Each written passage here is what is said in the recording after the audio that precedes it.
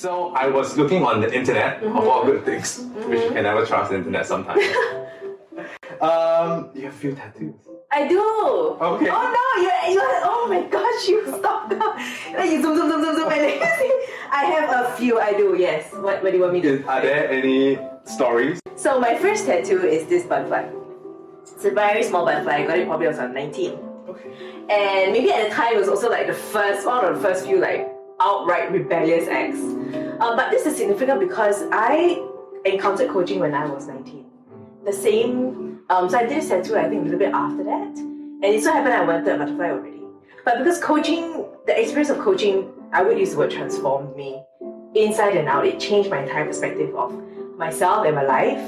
Doing the butterfly was symbolic because butterfly is a symbol for transformation. So that's that story around that. So I think in doing that, it was not only an act of rebellion or maybe like, finding me, but it was an imprint of a commitment to transformation.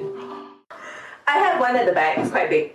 It's a picture of a phoenix, but a Chinese phoenix. Okay. And I tattooed that because in one of my very, very deep coaching sessions, I saw a metaphor. And it was so we were like, my coach asked me to sort of dream up a mystical animal that best represents what we would say your higher self or your best self, you at many levels up. Yeah. And then I saw this beautiful image of a colorful Chinese phoenix kind of flying over a village or a town. Why flying over a village or town is because I've always found myself in leadership positions and I kind of like it. I mean, I like taking care of people, I like taking care of a tribe. But the majesticity, I don't know, is that such a word? Yeah, okay, of the phoenix was appealing to who I didn't want to be the Lin who is always riddled with self-doubt and lack of confidence and always kind of doubting every move and everything I said. I wanted to be graceful, powerful but graceful. And that was what it represented. Yeah, because I also, one of the questions I want to ask was about this sort of self-doubt. Do you feel that before you didn't know its existence and then through coaching you then realized its existence? How did that, what are the steps that sort of... Wow, you know fish swim in water? Yeah. Are they aware of the water? Not really. It's kind of just, they're born in it, they die in it, it's just around them, they don't really question it. They kind of know it's there because they're in it. And it's the same thing with all these things within us, right? For me, it's a lot of self-doubt. For other people, I know a friend who is just, he judges everything. He cannot help it. He judges everything, but he judges himself the most. And he's just so in it, you can't break out of it. Yeah. I knew I had thoughts like that, but I didn't know I had thoughts like that, you know what I mean? And the main shift in transformation was this awareness piece. To then step out and say, wait a minute, why do I have to swim in water? I don't want to swim in water. I don't want to swim in a bowl. I want to swim in an ocean. Or I want to fly. I don't want to swim in water. Yeah. And then that's where choice comes in, because without awareness, you cannot have choice. Yeah. It's a simple formula. Yeah. But yet also very difficult to do because we are in water and we don't know. And then you look around and your friends are swimming in water and you swim together. That's life, but that's the life that you were given. You never thought to really question it until something happens in our lives and we go, wait a minute, is this normal? Does it have to be this way? Yeah. Maybe not. And what is the conversation like that brought that awareness to you? Wow. You're a good coach, huh? Oh. You learned coaching right this year? Good question. What was the conversation like? Well, it was very painful. It was very painful. I hired my coach. At the time I was 19. I didn't know what coaching was. But I hired him because I went to hear him talk. And I realized this stranger knows more about life, knows more about my life than I do. And I've been living this for 19 years. And that was when I went, okay, maybe there's so much more about myself that I need to learn or that is there that I don't know of. And then when I sat down with him, it's just a lot of probing questions that are difficult to look at. So for example, when I had a lot of self-doubt. Okay, so then he would ask, where do you think that comes from? And so we had to, we kind of really trace back to then how I was growing up and being the middle child. I just never got the kind of attention that I needed. Maybe the kind of encouragement. There's a lot of comparison internally between myself and my siblings or my friends. And then he kind of helped me weed out the philosophy that I had, which was, if I'm going to fail, why should I even try? So I had this entire self-image of a failure. Even though on outside you can't really tell, it's what happens inside. And so with the philosophy, I have this lens, I look at everything, I go, oh, I want to go travel, I want to, start my own business, right? But, if I'm going to fail, why do I even try? So the only thing I knew of was procrastination. But again, that came very late. I was 19, I finished fashion school in June, and my only dream at the time was to start my fashion label. But after 5 months, nothing happened. Every day I go to work, I worked in a lingerie store, and I'll go to work, I'll bring my sketchbook, and I'll go okay, today I'm going to sit down and start sketching, and I'm going to do this. And for 5 months, every day, I did nothing, I did shit. So that's when I realized, okay, maybe something wrong here. So that's how it starts. You didn't sketch at all? Nope. I mean, I sketch maybe one or two, and then, somehow I'll get distracted, I'll, put it aside, I'll get bored. And is it, how does that, link with, self-doubt? And once you know of it, how did that sort of change? Or what the change process look like? So the change process was when the awareness of this philosophy that I had. If I'm going to fail, why even start? And then I had to ask myself, do I want to live the rest of my life like that? Really? Yeah. And suddenly the distance between my dreams and living this way just was so huge that I had to make a choice, right? Do I want to continue living this way? You kind of see your life, that trajectory, and you can see what's going to happen already. I was 19, I was at quarter life crisis, I didn't know what I wanted to do. I couldn't stand behind anything I wanted to do. And yet at the same time, if you look at the trajectory of, if I got rid of this, what is possible? What could happen? I don't know how I'm going to get there, but at least the road is open. And so we'll present a choice. And that is normally the case, or what happens when somebody makes a drastic change in their life or has a drastic transformation. It's a choice. I mean, we are in goal setting season right now, and some of them will fall through, some of them will not. But if you look back at last year, all the things that you did, you really fed your life force and your energy into making that choice to, it's painful, it's tough, but let's do it again, right? This is what I commit to in myself. So it's all a combination of things. It's not just one thing, but it's all your beautiful traits of awareness, choice, courage, discipline, and these are traits, human traits that would never let you down. If you choose to live a life of these things, you will always end up living a better life than not. You will always end up living a better tomorrow than not. Wow. Sit on it for a second. Very philosophical. No, it is, and I was wanting to sort of pinpoint my curiosity over here. Because I'm imagining, if I'm someone with self-doubt, right? Or who is swimming in self-doubt, and yet do not know that I have self-doubt. How did you know, and what are questions that sort of help you figure out that firstly you are swimming in that kind of environment, water? I think that's one question that I want to ask. And then after that, sort of, what are maybe the first 2 steps to sort of begin the upward cycle? Yeah, we can start from the voices in our head. Yeah. You know your voices? You know that? What's the voice saying now? My voice are very gentle and warm. I mean, again, that's just work, right? Yeah. So we all have that. We have multiple voices in our head. And it starts there. When you can somehow tell, or you sort of pay attention enough, you realize that there are voices that stop you. Many. And they do it in different ways. And you also have voices who cheer you on, tell you what you want, tell you what you don't like, right? So those are the good ones that help you. But then the ones that stop you are probably the start point as to, how do I begin to change? So on a conscious level, let's kind of talk conscious, subconscious. I just taught this lesson yesterday. Okay. On the conscious level, you can say, I want this desire. Like, give me a goal that you are working on this year. Oh, let's see. Just wow, I actually philosophical goals. Maybe let's make some concrete goals. Just to maintain my weight at 72 kg.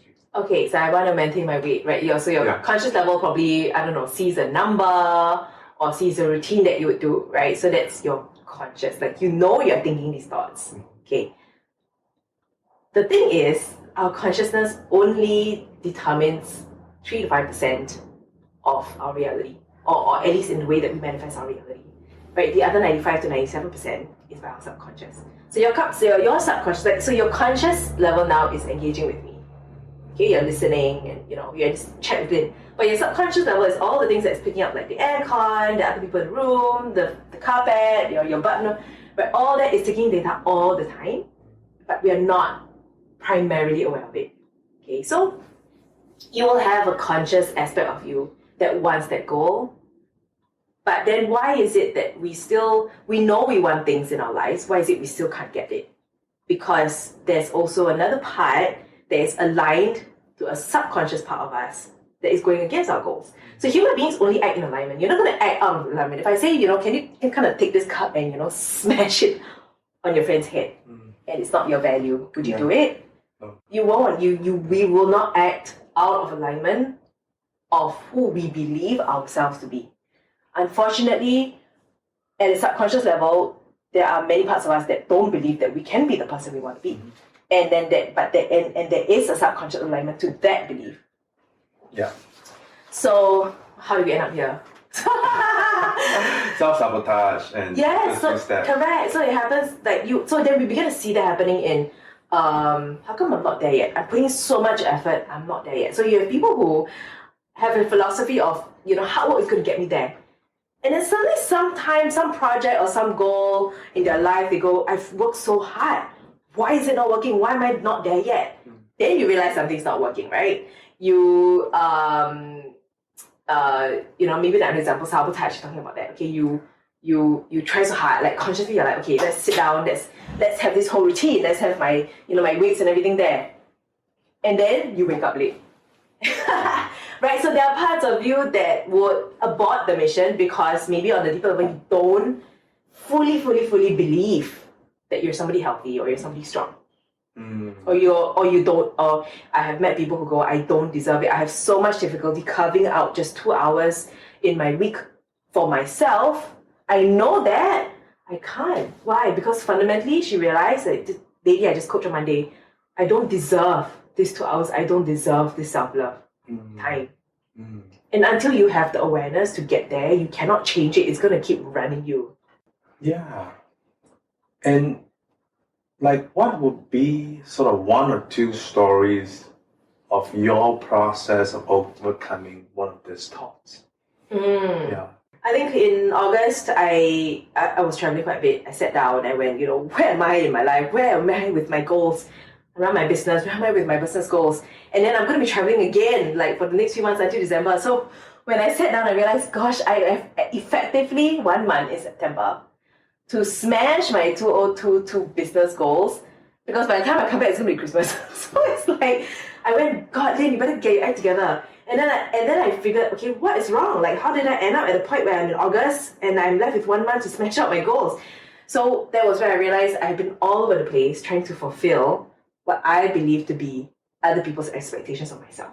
So let's say a friend asked me to do, can you do this, Lin? I will go and do it first. I'll prioritize that. Business partner says, hey, this is not done yet. I'll go and do that. My mom and my dad I think they expect me to be a certain mom at home, right? Where the place can be messy, my kids' toys can be all over the place. So I'm going to pack that first to make them happy. It's always about making other people happy. And it's come to a point last year, it messed up my life. Me choosing other people as a priority, all my priorities were pushed back. I didn't have time for myself, my health was not worked on, my goals, nothing was done, you see.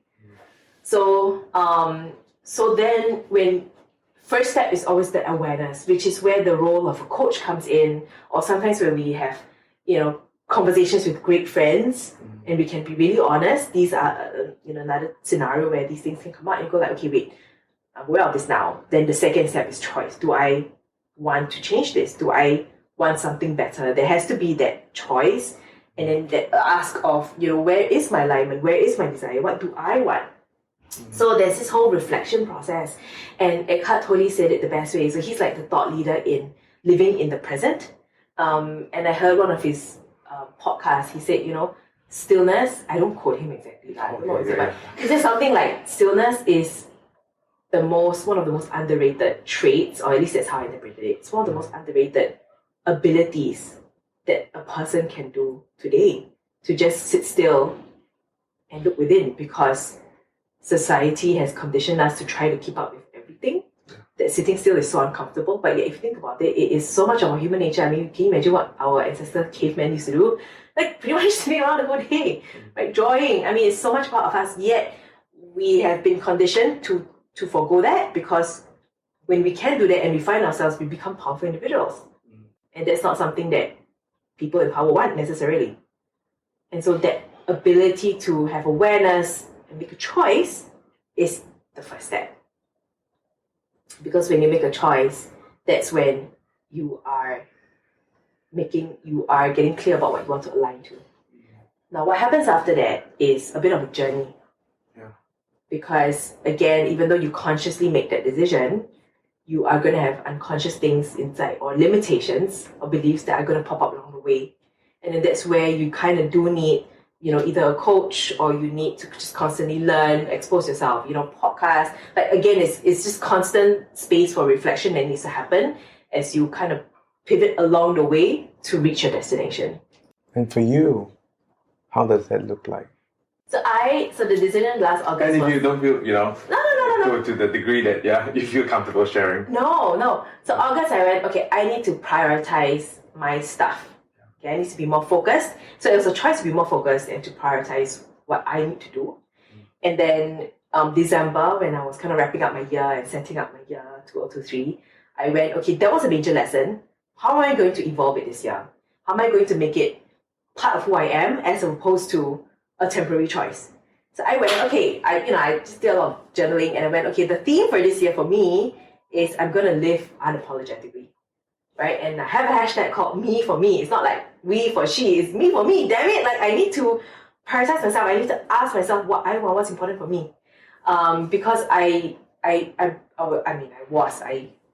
my whole life, Brian, one of the major things I've always had to battle is being a people pleaser. It's gotten me places, but it's one of those things where it gets you some things, it won't get you everywhere or everything that you want. And so I had to make a conscious effort in this theme that I'm setting up for myself to just stop feeling guilty, stop feeling like I need to make other people happy or to fulfill their expectations. I need to pay attention to me. And so that's what gave rise to the theme. And I've already seen shifts in reality because I'm committed to it, right? So that's where your hardcore things like commitment, discipline, courage come in to kind of fight that battle that you need to fight to get stronger in the area. And because I can imagine it is difficult to sort of like when someone asks you to do things, and as a dear friend or as a parent, it's hard to say no. And so how does that conversation, if you were to say no, would look like, and having the posture of still wanting to keep that relationship? So this is where I had this interesting idea of, you see, being a people pleaser is an example of a main identity. We all have these key identities that are so much of who we are. You can't just shed off that like overnight, right? It can take years of self-development to maybe gain some power over these conditioning that control us. So being a people pleaser is my identity. Now I cannot go, I don't want to be a people pleaser anymore. I'm just going to say no to people's face. I'm going to be brash. I'm going to be harsh. I'm going to be polite. I can't, because again, I can't act in alignment to somebody I don't believe I am. I do want to make people happy. So instead of throwing that out, because you're going to set yourself up for failure. If you go, I've been like that for 20 years. I don't want to be like that anymore. That's not me. You can't, right? It's not that easy. You've made all these choices along the way. You've gained all these skill sets along the way that made you who you are. You can't just go, okay, I don't want to be that person anymore. But the smart thing to do is to use that. So I thought about it and I went, okay, if I still see myself, I still want to please people, make people happy, let's do it at a bigger level where I can spend time to look after myself, like tune into my thoughts, right? Get more objectivity. Don't be so personal. Don't, respond emotionally all the time, like driven by guilt, for example. Sit down and really have that clear space to go, okay, what's really important here? And in that question, find out what's going to benefit everybody, including me. And that is kind of evolving our identity to a next level so that it's more useful than limiting. So to your question, I'll imagine saying, okay, I got that, I hear you, but not feeling I have to do it now. Be okay parking it. Be okay if the room is in a mess. Be okay if, I don't get that task back to the person like for 5 days because that's something more important to do. And so do you tell the person then, or do you like... With the close friends, so with my team, I just had a team retreat. I said, this year, this is my team. I want to be assured that I'm still accepted by all of you, even though I feel like I have to put myself and my needs first. Right? So it's kind of like contracting again. And my business partners were very supportive. So they know that that's what I'm working on. And they understand if I'm not kind of turning over the task like immediately. So this is where then you have the third step, right? So we spoke about awareness, choice, right? Then we spoke about courage, discipline, focus. And then the third thing would be, is your environment set up to help you succeed in this change that you want? Whether it's educating the people around you.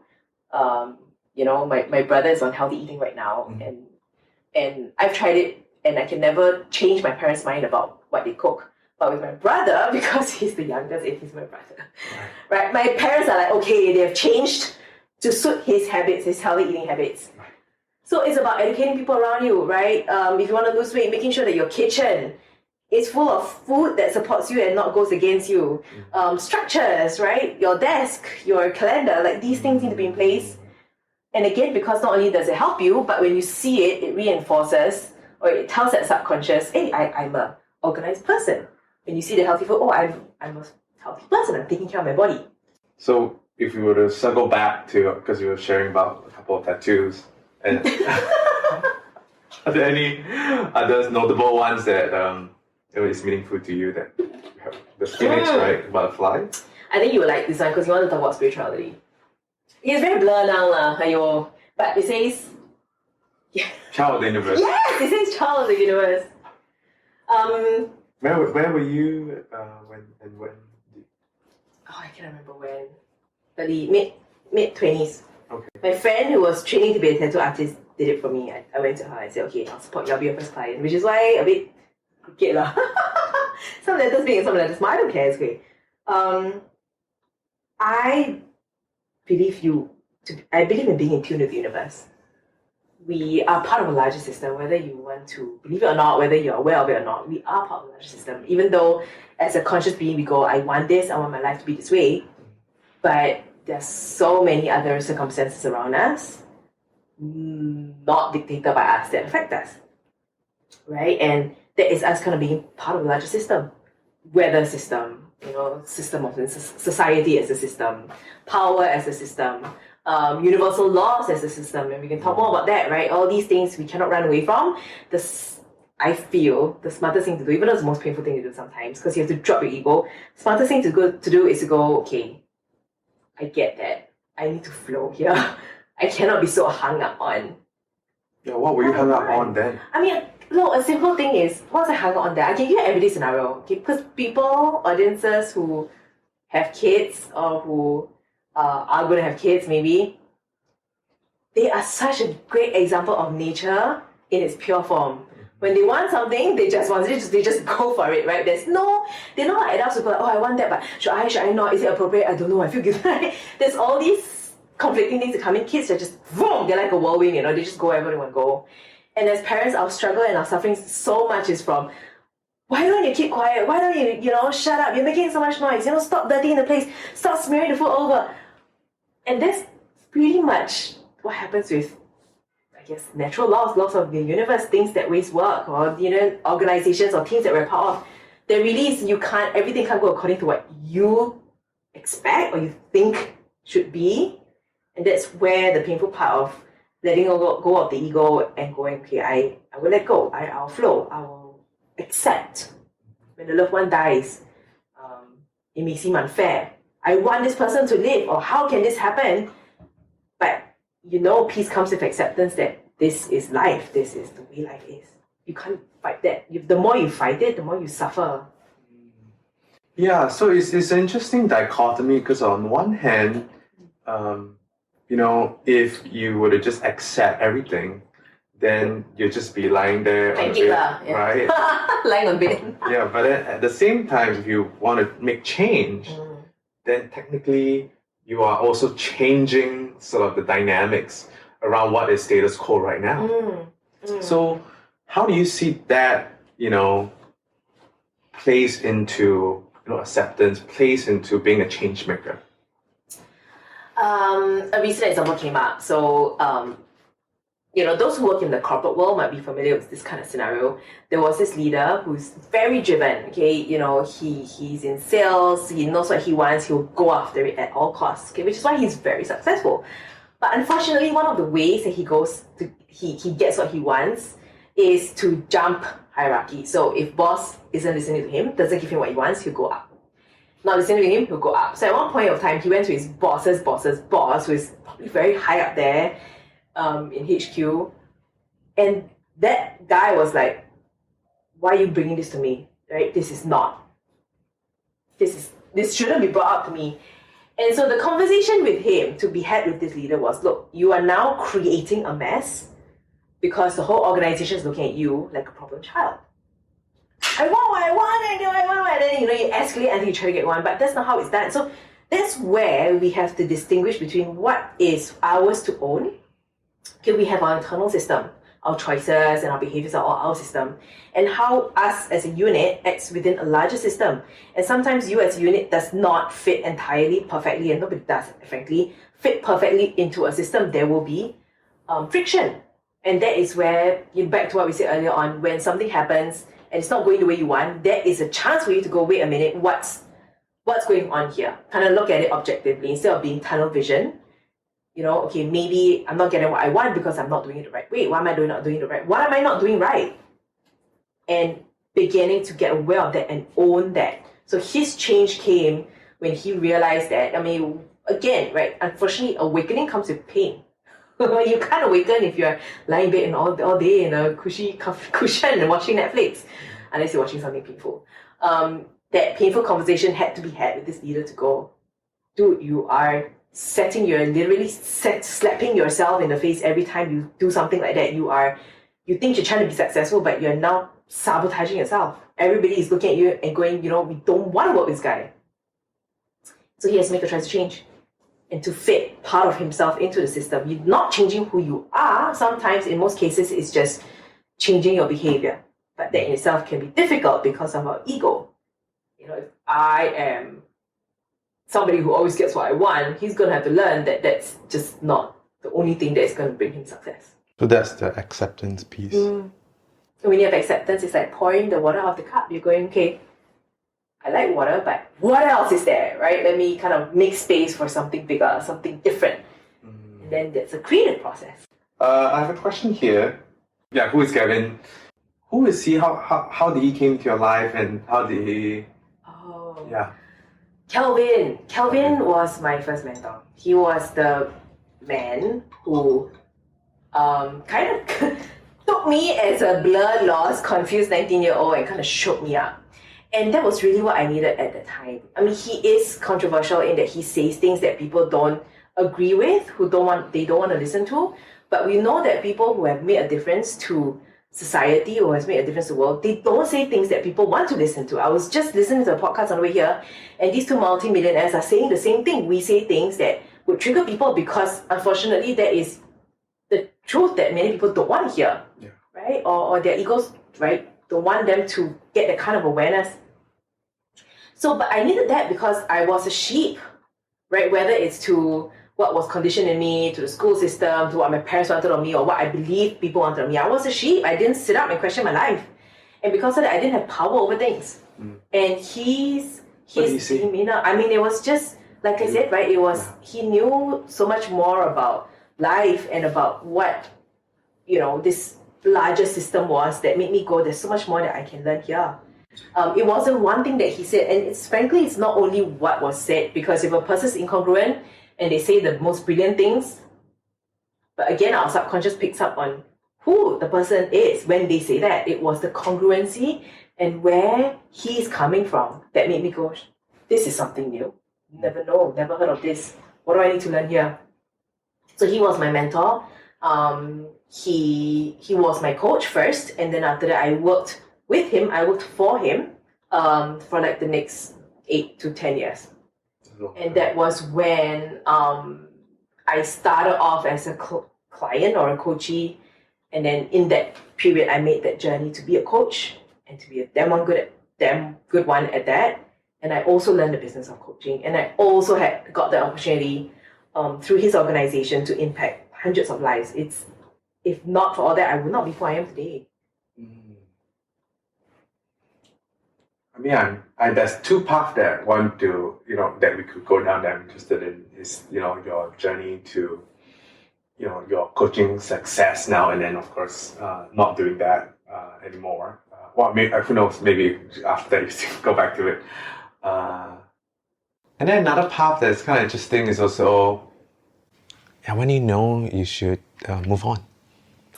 Wow, how do I say this in a way that is okay? I mean, okay, what you can cut afterwards also. I know. What I would say is, you can never plan it. You can never say, okay, I'm gonna do this for 5 years, and then after 5 years, I'm gonna do that.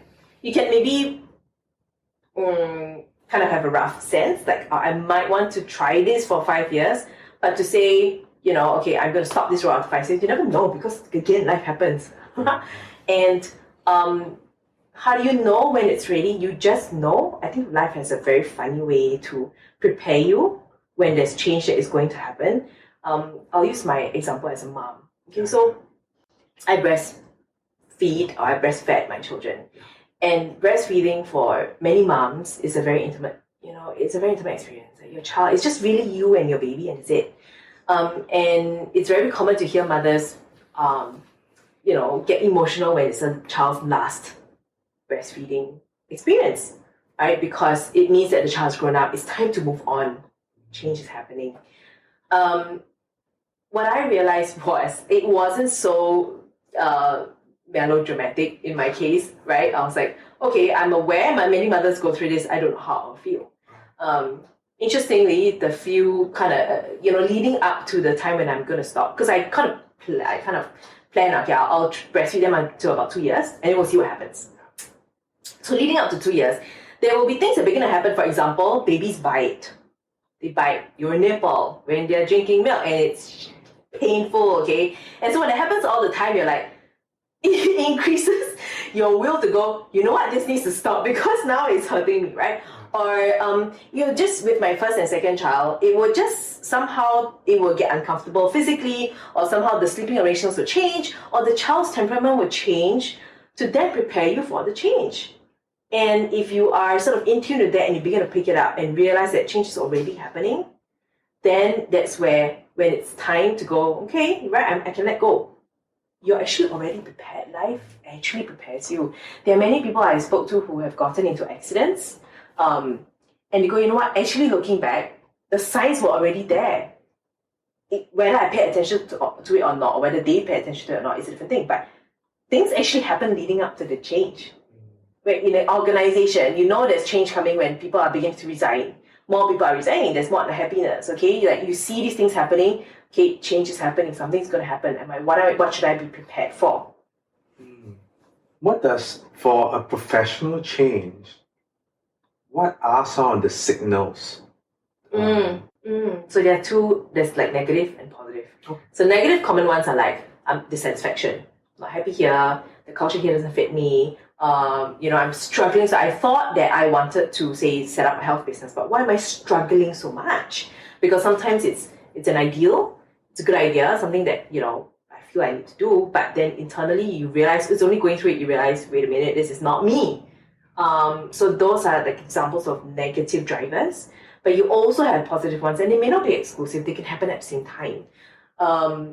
More positive ones that go, you know what, actually I realize I hear this all the time with leaders who come to me to learn coaching skills. They say, actually, I realize I love working with people. I love the part where I'm working with people. I love making a difference to people. I love seeing people develop. I want to become better at that.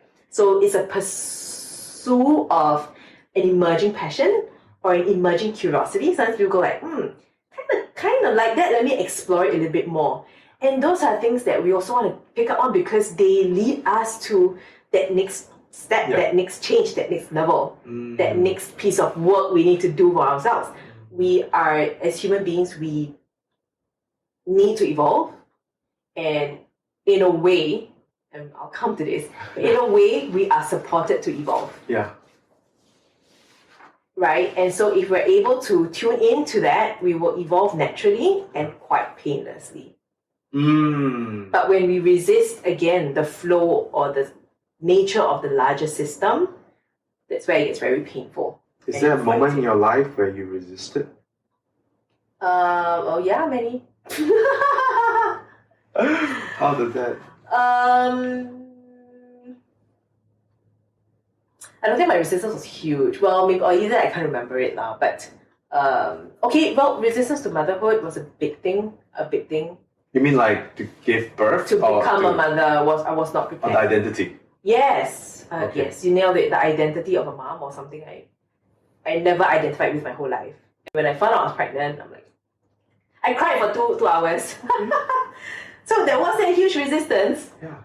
And it took months to get over. How, you mean like, what is it about the identity that was so, painful for you to assume or to let go? To assume the identity of the mom because I assumed that it would mean my career was picking up at the time. So I cried because I wasn't prepared, and I cried because, oh my God, what's going to happen to my career? I identify with somebody who has ambitions. I want to, be successful in making a difference to people. That is my definition of my career, my work, my life work. Now I'm pregnant, and I'm going to give birth, and I'll do lots of children. And I never in my life looked at moms and wondered what it's like to be them. I never looked at kids and go, oh, what's it like to have them? Quite opposite, actually. So now suddenly be faced with the fact that I'm going to have to become that. It was tough. I can imagine. And is it just sort of a moment of boiling point, and there's nothing you could do but to just sort of let it out? Yeah. Why? I mean, you're pregnant. What are you going to do? I don't believe in abortion, so I'm not going to do that, right? So if I want to support life in me, I'm going to have to kill my ego that is telling me I cannot do this. And yeah. And how did that, wait, let me see. Yeah, okay. How did that sort of transited to, I'm on a tree now? Biology is different from identity, right? My body can keep popping babies, but then whether I accept it or not is a different thing. Oh, okay. So, like I said, identity takes a long time to change, right? We can make conscious choices along the way to weaken or strengthen our identity. In terms of being a mother, it's taken a long time, and it's something that you kind of never really stop working at it. I believe it's the same for being a leader, being a coach, right? These are ever evolving roles. You will never ace it. And so even after my second child, when I was expecting my third child, I had a psychic ask me this question: Lin, what needs to be different about this pregnancy? And I was stumped for a week. I would go to sleep every night. I'll think, oh my God, what needs to be different about this pregnancy? I don't know. Until I realized something, and I broke down and cried for an hour on my bed at night. I was crying and sobbing because I had realized that I was never prepared for motherhood, and because my first pregnancy was very tough before and after, it all the more made me feel like I was a victim as a mom. And I took it out on my kids. My husband got it very bad. I would beat myself up. So, the way to deal with it is to kind of beat everything around you because there's just so much conflict within. And that was the thing that I needed to change. It was a question that made me go, okay, I want to stop being a victim as a mom. I want to be a powerful mother. I need to accept, and I want to accept that I can be a mom, somebody who's nurturing, and I never ever wanted to see myself that way. Funny thing is, it's who I am, but I never wanted to identify as Lin as soft and loving and nurturing.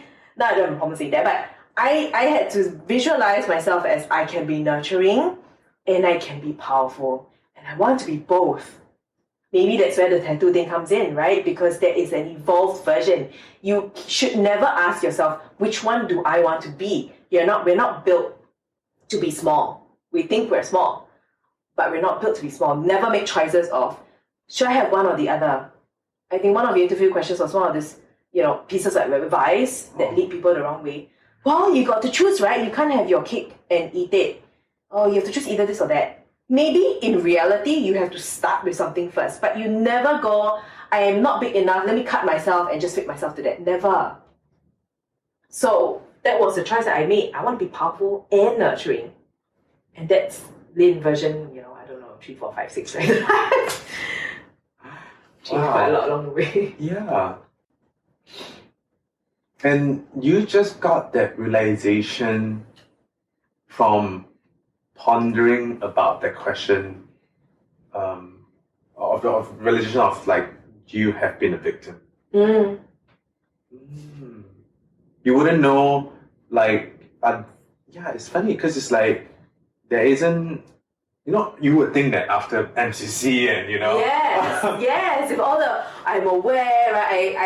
I help people get aware of themselves, but it's back to fish in water. I can see that my water is dirty. I don't like the constant fights with my husband. I don't like the impatience with my children. I can see these things happening. I couldn't change it. Did you, so you already noticed the fights? Yeah, of course. I'm not happy, but there's no other way I knew to be. There's no other person I knew to be than to just try to cope. Wow. And did you actually did anything to, to do the fights differently or to mitigate or eliminate the fights? And what did you do and how did that not help? So there will be maybe like little conscious habits that, okay, let me just try to be a bit more patient with my children. Let me just try to be a bit more patient with my husband. Yeah, maybe I'm not explaining things enough. So every day, like day to day, there will be these little incremental changes. Yeah. But the victimization is the water around the fish. I did not know that I saw myself as a victim. That was the role that I placed myself in this system of my family. How does victimhood leads to fights? It's your fault. Why am I doing all this? I have to take care of the children, I have to clean the place, I have to pick up their toys, I have to, look after answer to teachers. Then what about you? You get to go and work. Right? Blame. It's whatever a victim says, right? It's not my fault, it's your fault. How come you get to do that? I don't get to do that. Oh, poor me, look at me. Then it comes with angst, frustration, nobody understands. It's very dramatic. But the drama feels so real. But it is. It's as real as you need it to be, right? Yeah. And then after you realize that, right, what changed? Yes, it is a realization that I'm hurting the very people I love. My husband, my kids, myself. So, and then that's where the incongruency comes in, right? But the thing is still there, right? The mess. The mess, yes. And he's still not doing the things that you want him to do. Yes. And so now you say, okay, I'm not a victim.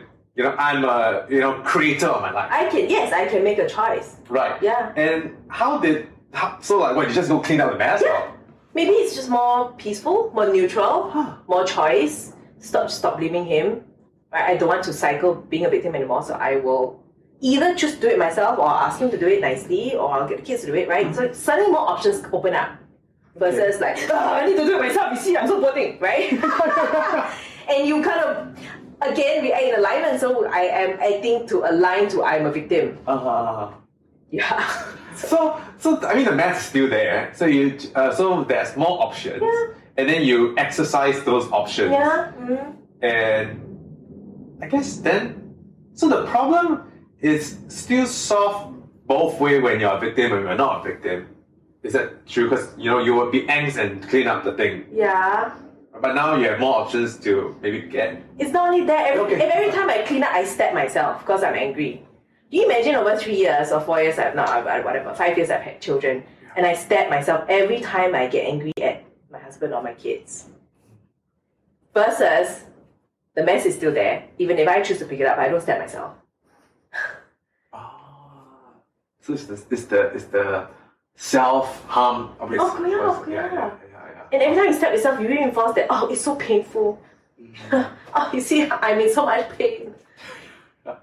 And so let's say, so same thing, and you don't stab yourself, it would be like, I make that choice of having the mess there. Also, yeah. Right? Yeah. So if I want to change, I can have all these options. Yeah. And I'll just go exercise those options. Yeah. And no problem. Yeah. Oh, okay. That's it. Isn't that? Yeah.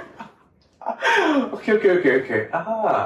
And how does, so then if your kids still like go crazy and, do the things that, that you don't want them to do, then how does the thing look like? I mean, there's always an awareness piece. Of course, I will get triggered. I'm not like perfect mom, like slightly lighter than human. I think I can also get triggered. Yeah. So triggers will happen. I think as a mom, I believe as very much a leader, and in fact, leaders of our life, we first need to own our trigger. Right? Nobody can be responsible for what triggers us. So it's both the awareness, the acceptance that triggers will happen, the choice to be as aware as I can about those, and the choice I had was to just stop hurting the people around me. I believe, it's very contrary to my people pleaser identity, right? I want to make people happy, and yet at the same time, why am I hurting them and making them unhappy? So that's where the misalignment makes me go, this is not right. This is weird. Like, so what am I aligned to? What is my alignment to myself? I want to love people. I want to make them happy. So stop acting contrary. There's a period of depression when you're 22. You mentioned. Is there like noting it wrongly? Oh. Yeah. What's that? Okay, I would say there are two. There were two moments in my life. So like 28 and then I was 22. There was before I was involved in coaching. So 18. 18, 19. 18, 19. And then after that, about 10 years later. Yeah. So let's double click on the 10 years later piece. Okay. Because you've been through the rodeo before. Okay. Oh. Right? Yeah. So, tell me the story of what happened, where are you in your life? Okay. Yeah. So, I had spent the first 10 years of my, 20s, being very involved in coaching, building a coaching business, learning the ropes and stuff like that.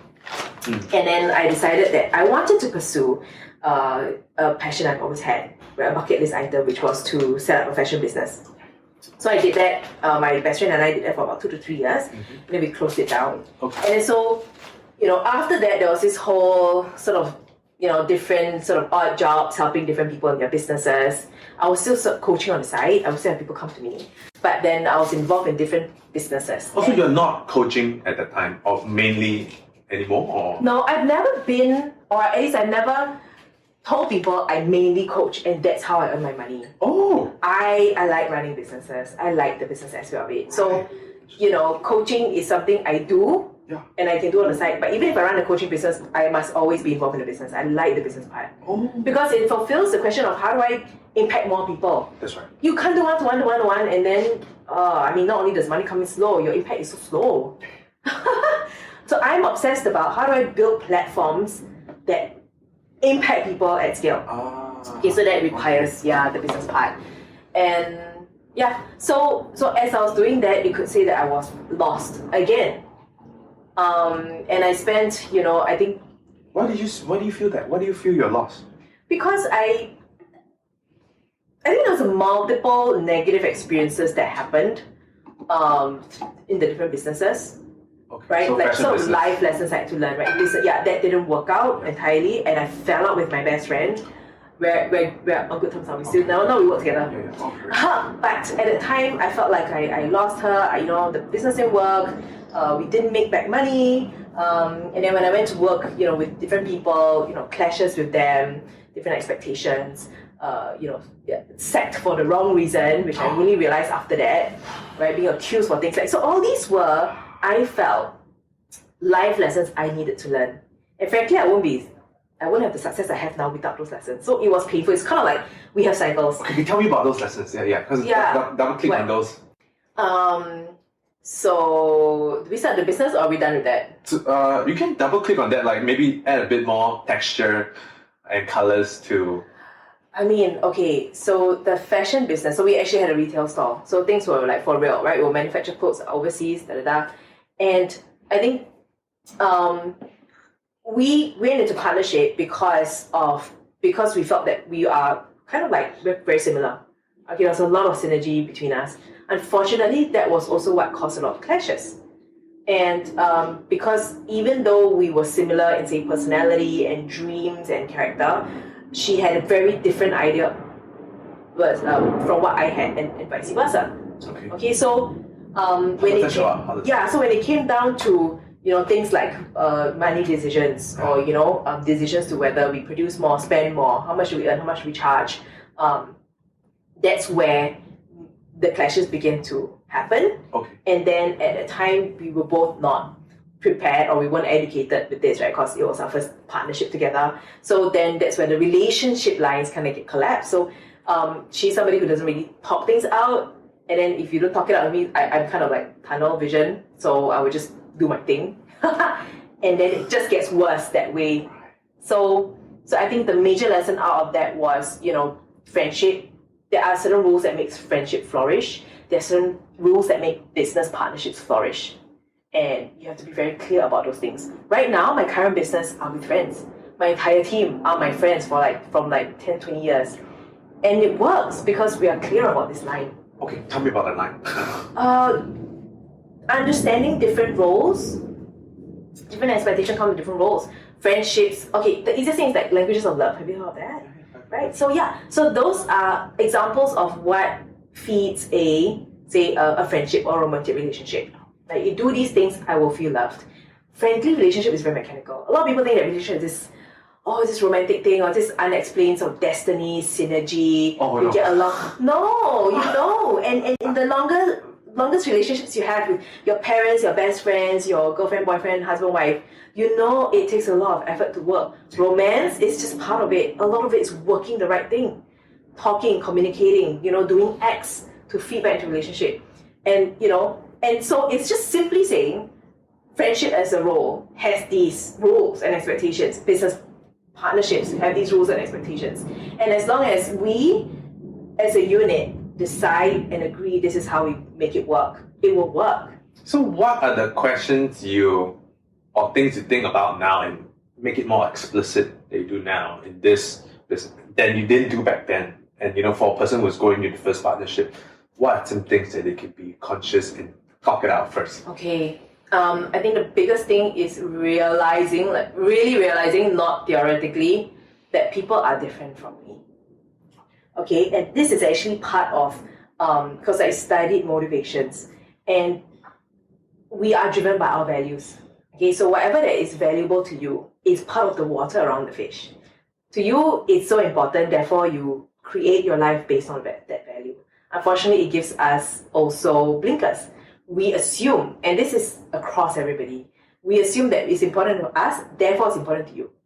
Okay, so for example, if communication is important to me, I'm a communicator, I like to communicate. I believe, and I have philosophies, right? I believe that communication helps to iron through all these conflicts. And you're not like that. Okay? That's where I'm going to assume that because communication is the most natural thing for us to do, you should be doing it too. Why are you not doing it? You're not happy, how come you didn't bring it up? Right? So that's where assumptions happen, and I made that assumption with my first business partner. Because she's like me, we're so similar, I assume that naturally she will, make the same decisions, or she'll think like me, right? With this group of business partners now, I'm very clear, they're not like me. And in fact, that's where embracing diversity comes in. You know what? You're really good at that. And in that area, I will listen to you, I will respect your decisions, or I would learn from you, right? Or you hit that part and I will support, right? So it's very clear what we're good at. And in embracing diversities, when different people act up differently, let's say something doesn't go according to plan, everybody's going to have different responses and reactions. To embrace it and go, now I'm seldom triggered by that you're unhappy. I'm curious, what is the perspective you're seeing that I'm not seeing? Because I'm Lin, but you're Brian. Brian sees Brian's perspective, and there's probably some truth in that. I want to know what it is. Yeah. And it's that distinction of taking things personal versus being really objective. It feels like, unfortunately, that is one of those hard lessons in life that even if you knew it up front, like you still need to go through it to get burned into your bones. Totally, yes. Yeah. Yeah. So basically right now it seems like, firstly, you know that, right? You know it's different. And then instead of, going against, you go one step beyond.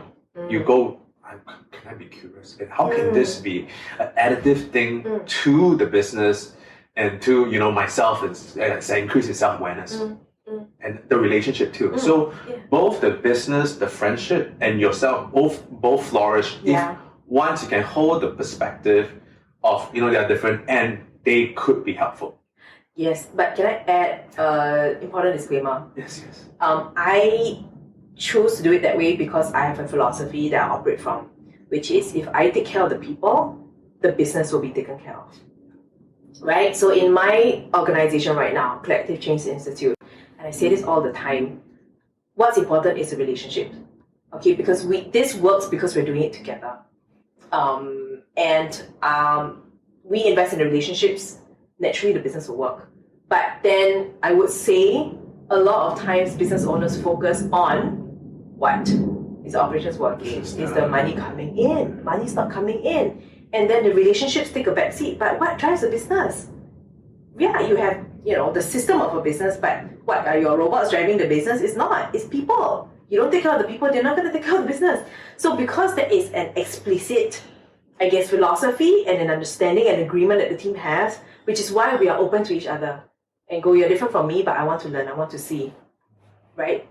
The focus is not on, how come you didn't do that, right? Because that directly impacted sales. You didn't bring in the sales. Yeah. What's wrong with you? Yeah. Interesting. And let's move it back to the business, right? So that happened. And how did it escalate to such a painful thing for you? Oh, it was my birthday that year. It's birthday. And that year I didn't make a choice, but somehow that year on my birthday, I was kind of at night, I remember in a cab or something, driving past like the Singapore Flyer. And I went, this was the year, I think it's 2012. I lost my best friend. So her way of, I also now am wise that people deal with things differently. So her way of dealing with it was she went to get a job in China. So she literally ran away from the business from me. I lost my best friend. I lost my my tribe, my mentor, because that was also the year I finished off my last role with my previous organization. And then I think at the time I was also beginning to go through some rough, it's not entirely rough, but disagreements with my boyfriend, my now husband, because we were already like 2 years into the relationship. Oh, wow. Okay, whatever, I mean all the different money or different, because we're very different people. Yeah. And so that birthday I was going like, shit, this is so freaking miserable. All the important people in my life are just not with me. But I also knew that I had a feeling that this next phase of my life was to build my own independence. Because I often closely tie my identity to other people. I knew that I need to find strength being on my own 2 feet. So we double click on the boyfriend if it's okay. Sure. That period. Yes. You double click a lot of things. You better remember all the folders that you open. Yeah. I roughly remember it's still like the other 2 businesses and then I remember what's before everything. Depression. Depression. Yeah. Well, but you will lead to that. Right? Yeah. So what? So disagreements are normal, right? Again, that's another thing that you need to burn into the bones for any relationship. So how did those disagreements worked out in a way that made him became your husband? I knew he's gonna be my husband from the start, right? Oh. Which is why there was that commitment from both of us to work through the disagreements. Yeah. We kind of knew right from the start that we want to be together. And like, so let's say you have that strength, like that commitment is the strength, to pull you through, right? And so what are the technical, like tactical, things that, people should not be sweeping under the rug, or people should be like, talking about, and what are those like? Okay, when faced with disagreement. Yeah, like what? Maybe pick one or two big ones. Yeah. One okay, because I hear this all the time in my coach training. Women will say, when I have an issue, I just want to talk, right? How come my husband isn't listening to me? Every time I want to share something, I don't want his solution, but he keeps giving me his solution. And then the man will say, yeah, it's very easy to solve, you just have to do this really. Why do you have to make it such a big deal? Very like common Venus and Mars kind of like disagreement, right? So styles of communication, styles of conflict resolution, I had to learn that my husband is just somebody who wants to like finish it fast and just end it that night. Okay, and or else I would just, I just need to keep like, opposite. I will want to finish it. I will want to finish it. Like, I must talk through this thing and we must work out this thing even if it takes 2-3 hours. And he's the kind of like, yeah, we see first like tomorrow we talk about it. And I'm like, right? So I think the tactic you're asking is, it's realizing that people operate different from you. Okay, so back to the business lesson. It's back to the business lesson. When you're in a relationship, whatever relationship it is, there has to be that space where you're going, this is what I need, but I also recognize what you need. And there are non-negotiable lines. You push that too much, the person's going to snap. Do you really want a person to snap? Right. So it's also voicing your need and recognizing that person's need. So I would tell my boyfriend at the time, look, I cannot sleep. I kind of need to land somewhere. Okay, but I also know you want to sleep already. So can we maybe just talk through this part? And you guys come to a compromise. Right. Yeah. Right. And sort of now has that sort of been the after that chat or the No, Brad, it doesn't work that way. It changes. It changes because life stages happen. Right, so boyfriend, girlfriend, you work out things a certain way. Okay? After marriage, and especially if say you move into your own house. We have never, but the rules, the environment change, the rules change, right? We grow as people.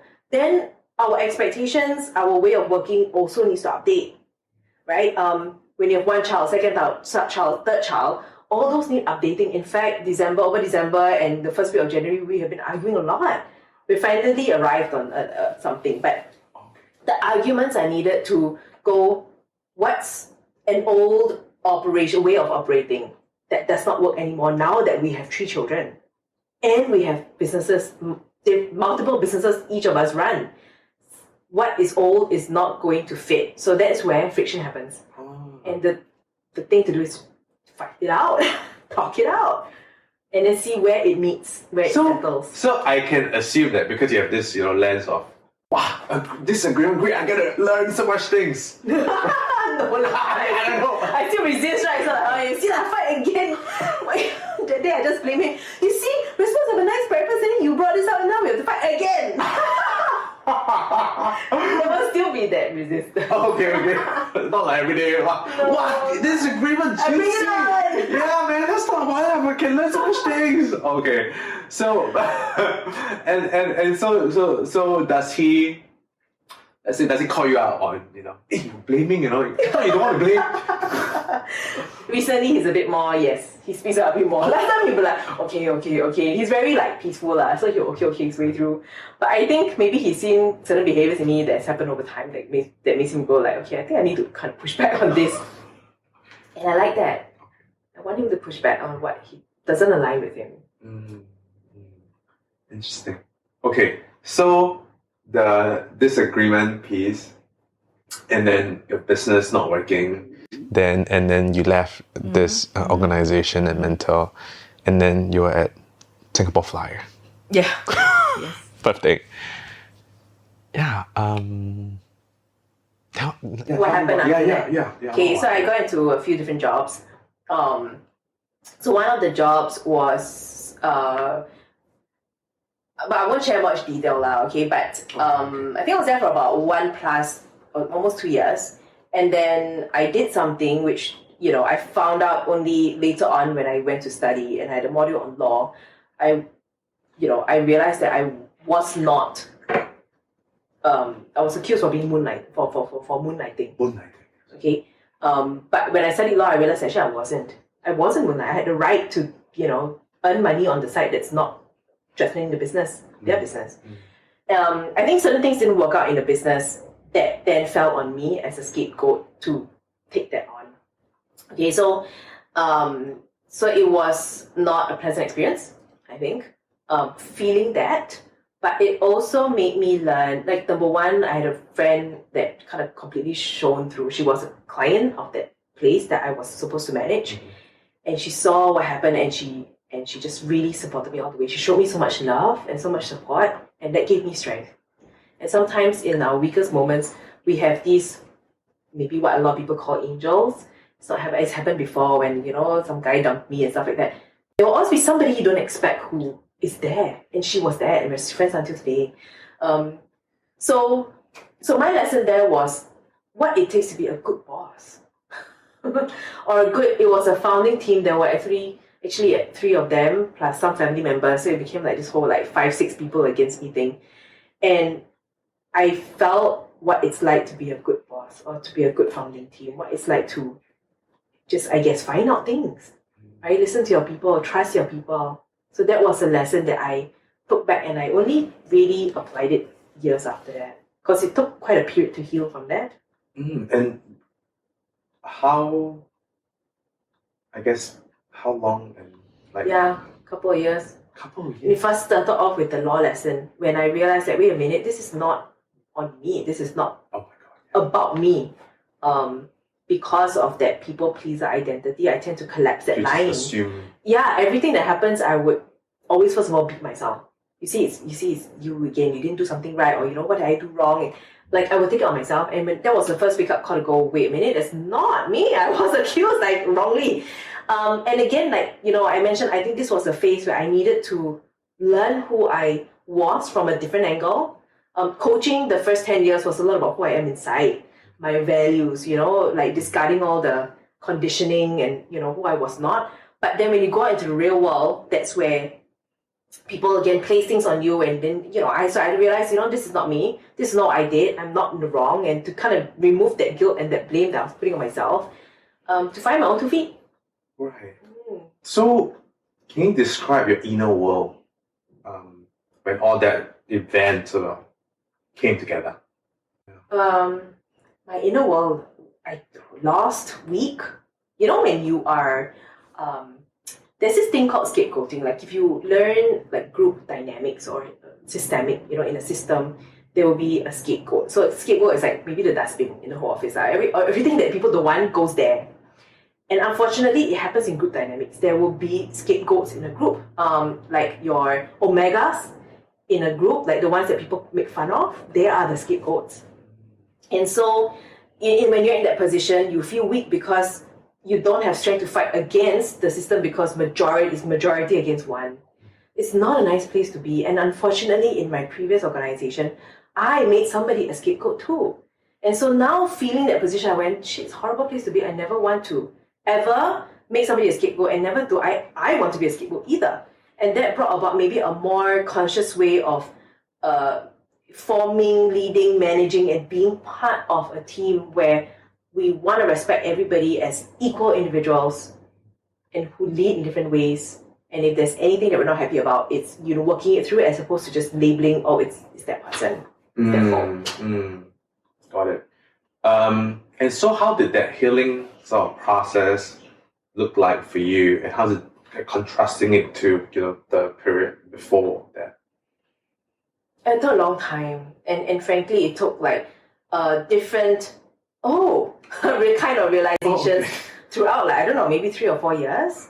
And it it's kind of like when somebody passes away, you have that operational you first, right? Okay, let's just get through this, sort things out, and then the grief kind of sets in, why like that, and the unacceptance of it. And then when it's accepted, it kind of evens out. And then other things in life happen. So there were other things in my life happening that also kind of built me up. And I think that was needed to then have the occasional, oh, actually, that, now that I learned this here, actually, that's not right. That you apply it, to different areas of your life and you contrast and go like, oh, okay, wait a minute, that didn't make sense now. It's not making more and more sense. So, and then as a result, I got stronger and stronger. And then because my husband's a very practical person, so at least he reinforces that part. Because I take things too personally, but he goes like, no, this is, objectively speaking, or maybe this is what you should do. This is you, this is not you. So that was really helpful as well. Wow, 3 to 4 years. But you were still functioning on the outside. Yeah. So it was just just a particular thing, but it wasn't sort of that depression that I was going through. It sounds like a big word to something that I know people go through like massive depression. That's right. But the nature of this depression I was going through was more like a lostness. So because I was going through different jobs, I kind of knew what I liked. I want to make a difference to people, but there was nothing I could lean on. No mentor, no spiritual school of thought. Nothing. I had nothing in my life that I could anchor on. And so every day I was just,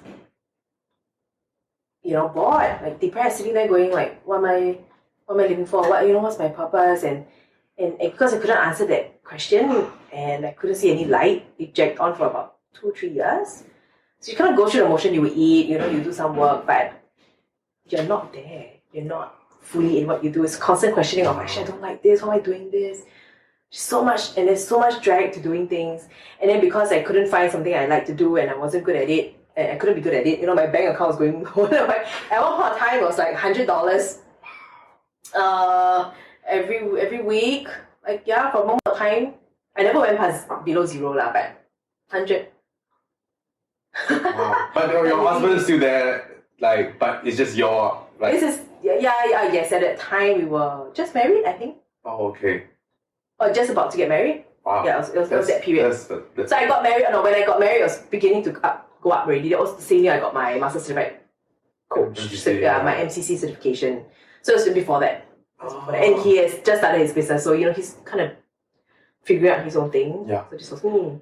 Wow. Yeah. And so if you would sort of give some, go back in time and give that Lin some, 5 minutes, what would you tell that Lin?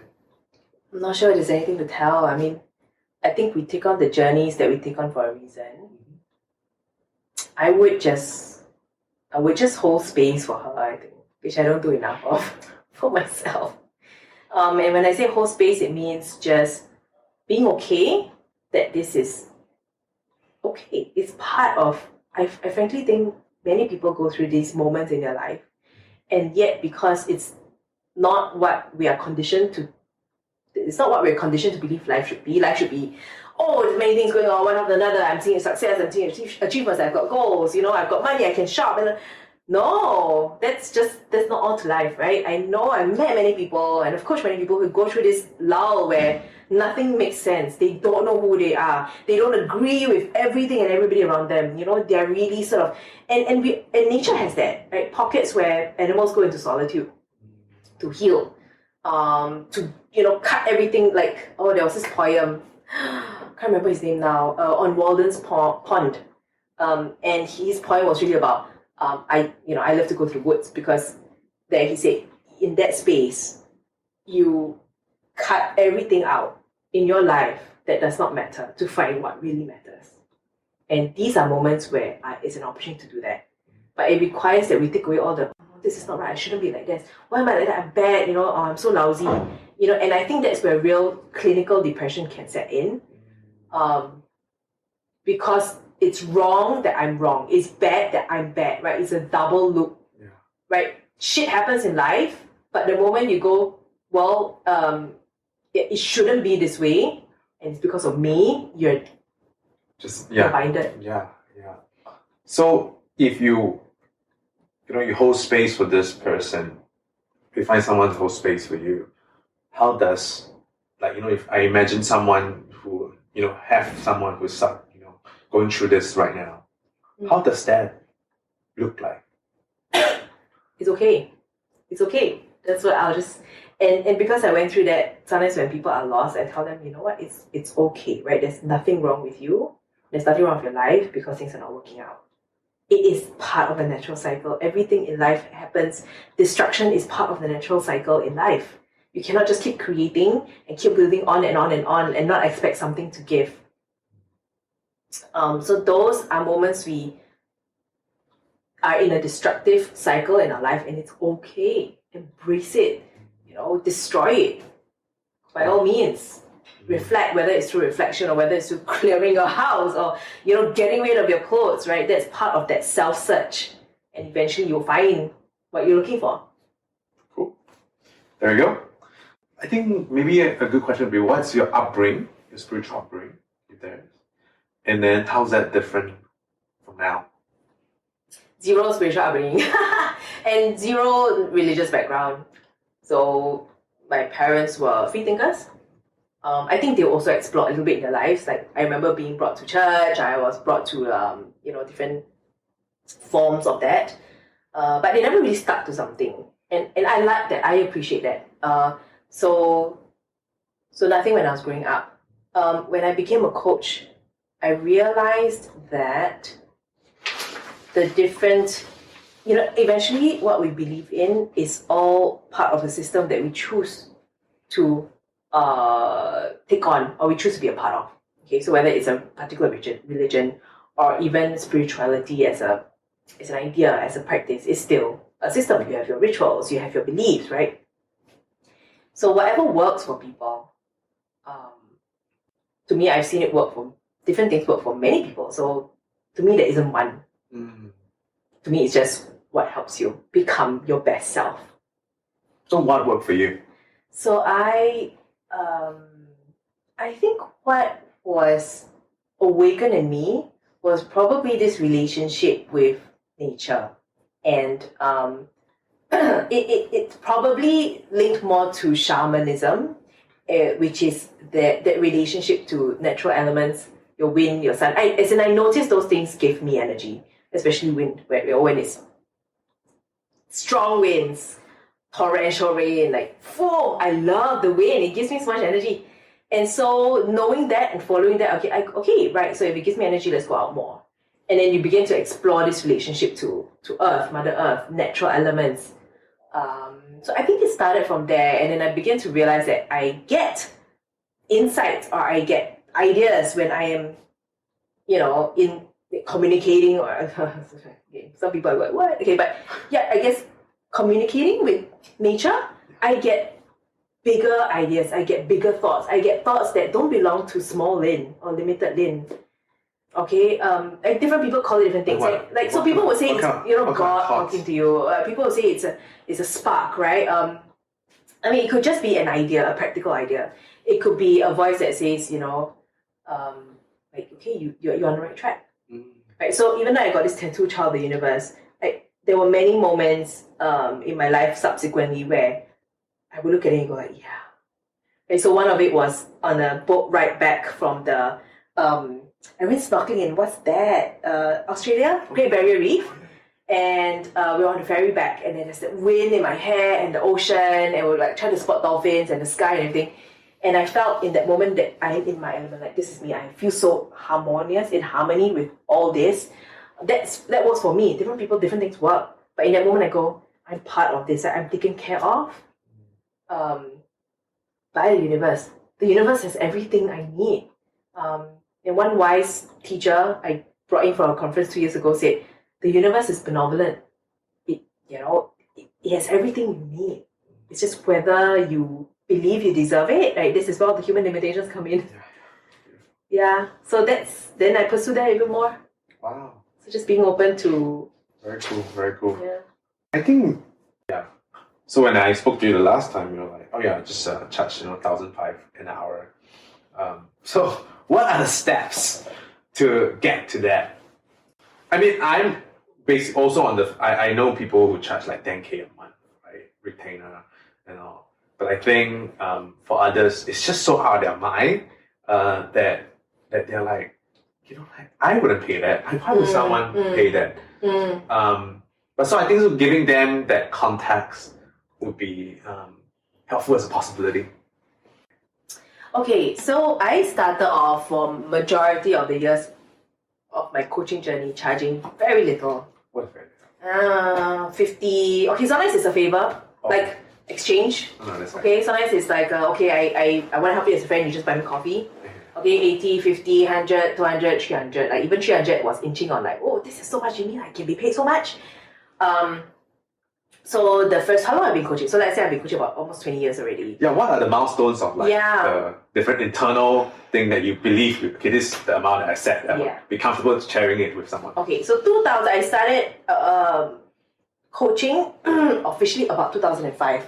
It was only in 2015 I started to charge more, aka, I don't know, 300-400 per hour. So 10 years later. 10 years later, yes. I mean, there was a lot of self-issues to work through first. You know, the whole I'm not deserving, blah, blah, blah.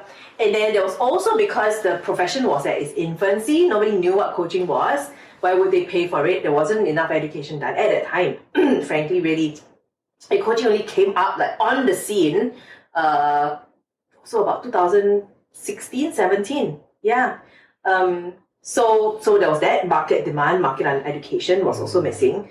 Yeah. So we just kind of just get by lah, okay? So it actually took, and I'm very grateful for benefactors in my life. All the times my life jumped is because of a benefactor. So this benefactor saw what she recognized what I could do, and she brought me into the corporate world. And specifically more, I tend to get the ones where they go, okay, this team is dysfunctional, can you turn them around?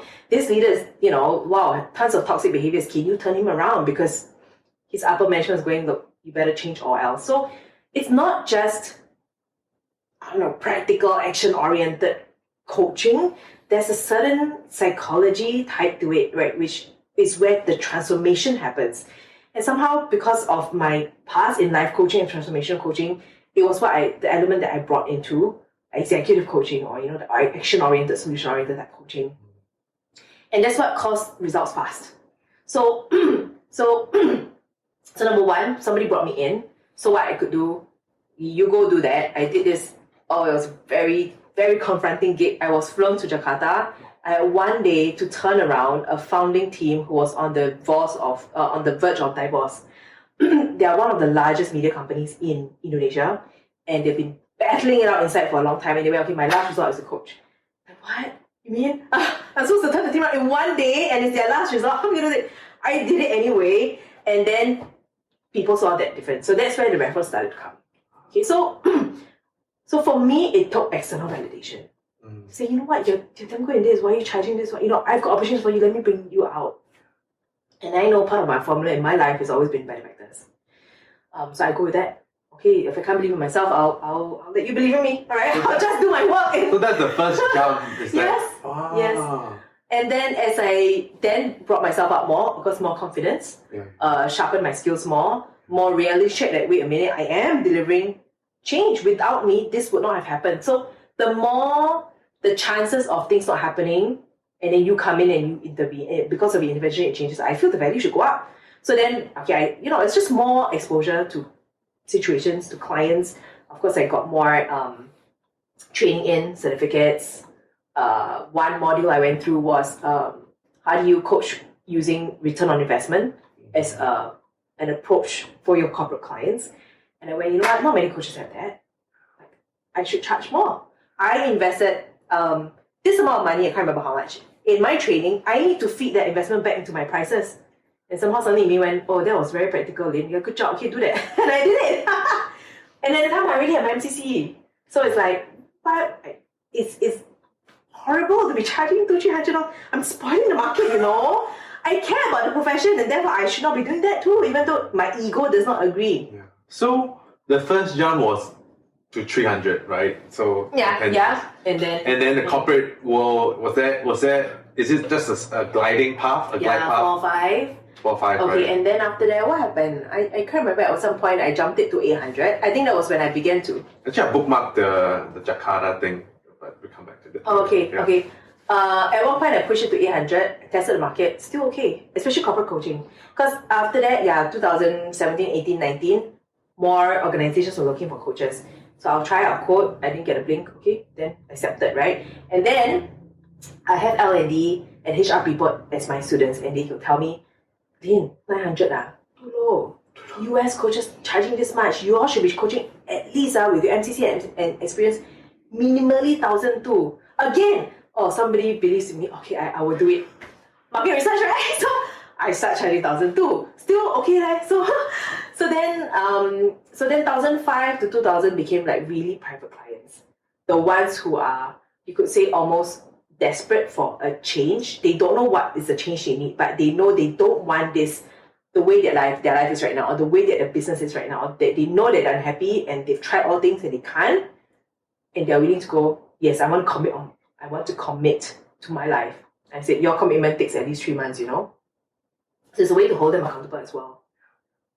So it's just, I guess, getting, like, knowing, finding out how money and worth really works outside of my ego. But I think a beautiful thing that you did was that you didn't jump too early, right? And I think sometimes people do that. They have like imposter syndrome, like, right? Yeah. But because it's like, hey, you like someone thinks that you could do more, you could charge more. And so that's validation already. And you do it just through, pure word of mouth, reputation, and work. And so then they just saw it. Hey, let's apply another field, right? Same skills, different field. Oh, this field actually can demand, have more paying power, right? And so they're like, actually, your worth, you do life coaching, you can't, right? But this field with this client, they have this money, wow, you can, right? So it's them taking you to a different field, and then after that, as you gradually move up, you test, you're like, okay, we'll just throw this number out, and then you get them late, great, and so it was a gradual thing until it sort of moved up to what it is. Yeah, so actually now when I think about it, my 1,008, I did 1,008 for an Australian client. It was also because he was referred by a very senior L&D student of mine, and he said, Lin is not, and he sold me in. And he said, okay, you just have a chemistry session. And I quoted my fee, and I was like, yeah, okay. So other people are doing the job for me. Yeah, so if other people, correct. So I think the teaching does help, right? Because then, you're students. And so you have this relationship that they're like, okay, I'll tell you that, like this, yeah. Compared, like other people are telling this, why are you like... Yeah, but Brian, it boils down to people sell people. Yes. All the time. And nobody can sell you until they experience you. Which is why I have this thing with coaches who are just going after certification. They are not truly mastering their craft. And by the way, you're dealing with a person's life and their psychology. You don't come and just go for a certification and then you just try to up your price because you want to be seen that way. Yeah. It's real, serious work. And frankly, if that's the path that you choose at some point, or let's put it the other way, when you dedicate yourself to the mastery it takes to really change and value add society, people will see that, they will talk about you. It's a natural thing. I know that all, like my good friend Eric Feng, right? He's on stages of I don't know how many thousands of people. He says the same thing, and we talk about this all the time. Like, you just do, Lin, he always tell me, Lin, don't think about this, just continue doing good work. People will sell you. And so well, 2 pieces of information out there. So good work, getting paid great, and then 37 years old, the worst year of your life. How was it 37? Was it? No, 37. Oh. No, 27. 27. Oh, you're 27. You're getting paid 1,008. No. Which was the year? What's the year of my life? Well, I mean, I don't know if that is connected. So when was the 1,008, and was there a point of like, how come we don't want to do that, and then anymore? And I still do that. What? You still do? Yeah, I still do, but I think private clients or corporate clients now. Okay. Yeah. And so then, how come the last year or two was like not very good? Because like I people assume that you're fine, right, doing financially well, and traveling. Then they're like, how come? Oh, because number one, the corporate side slowed down, COVID. So I actually had a lot of leaders. I had the most number of leaders in healthcare, most of them were from healthcare at that time, 2020. I had on hand about 12 coaches, okay, senior leaders. It was paying quite well. And then COVID happened. So the whole went to the front line. So that went down. But it's fine because at the time that year, I had my Collective Change Institute. I wanted to focus on my team and my clients. Right? And the business there still needed to run. Then the other thing is I was serving as president on the ICF Singapore board, the ICF chapter Singapore board. And then this whole profession was thrown into COVID. I had to take care of the community. I had to figure out, together with my team, of course, where does coaching come in to support society during COVID? So to me, it was just, that's the kind of what I wanted to do. I skipped it. Never really been driven by the money, right? It kind of happened to me. So it's okay if those 2 years took a backseat. I learned so much in terms of the business and the community. I'm somebody who hates mundane routine. So with COVID happening, it's like, wow, life is so different. Wow, there's so much change. Oh, we need to adapt. Come on, let's adapt. And I love that I was in leadership positions to help that. Okay. Versus like, oh, this change is happening. Oh, I love 2020. So onwards, right? 2017 onwards was just a breeze. Beautiful life, yeah. Right. Okay, so I want to talk a little bit about discrimination of age and race. I guess maybe if you were to pick the worst example. Right? I mean, of course, blanking out the name of the innocent. Yes. How did that? The innocent? I'm the innocent. yeah. Of course, if you want to throw that on the bus, please feel free. Tell the world. I don't remember his name, but I shared this at a conference where I was being interviewed as an MCC, and I tell you, it made all the coaches go like, what? So at that time, to become a master certified coach, you needed to get other MCCs around the world, whatever, to vouch for you. They needed to somehow neither know you or hear your recording, whatever, vouch that you can be a master certified coach. And then you submit this letter. I will submit this letter to the ICF. And then it's part of the approval process. So at the time, Singapore didn't have any MCCs, or at least nobody I really wanted to go to. I didn't know any MCCs basically, so I just reached out to random ones around the world. I said, look, this is me, this is my profile, this is my recording, okay? Can you please listen to this, whatever, ask me any questions you need and vouch for me because I'm applying for my MCC.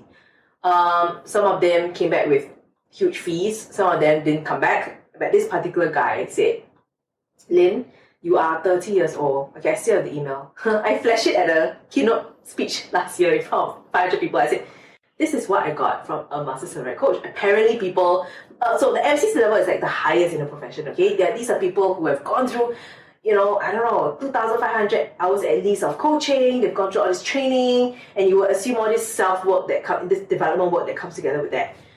He says, you're 30 years old, you're basically not fit to be a master. Okay, a master certified coach needs somebody, in between the lines, it's kind of like, you're too young. What?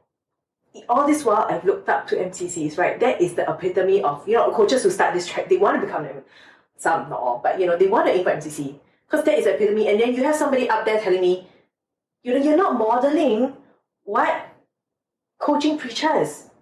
Yeah, but what are you not modeling? Because your age? Yeah. Just because I'm 30, I cannot be an MCC? Since when? Who said that?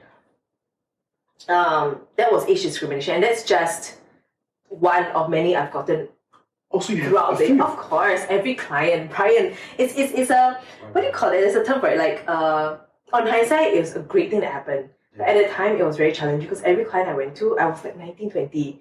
My clients were double my age. First thing, they will ask me, who are you to coach me? What do you know? And then I will have to find ways to convince them that I can coach them.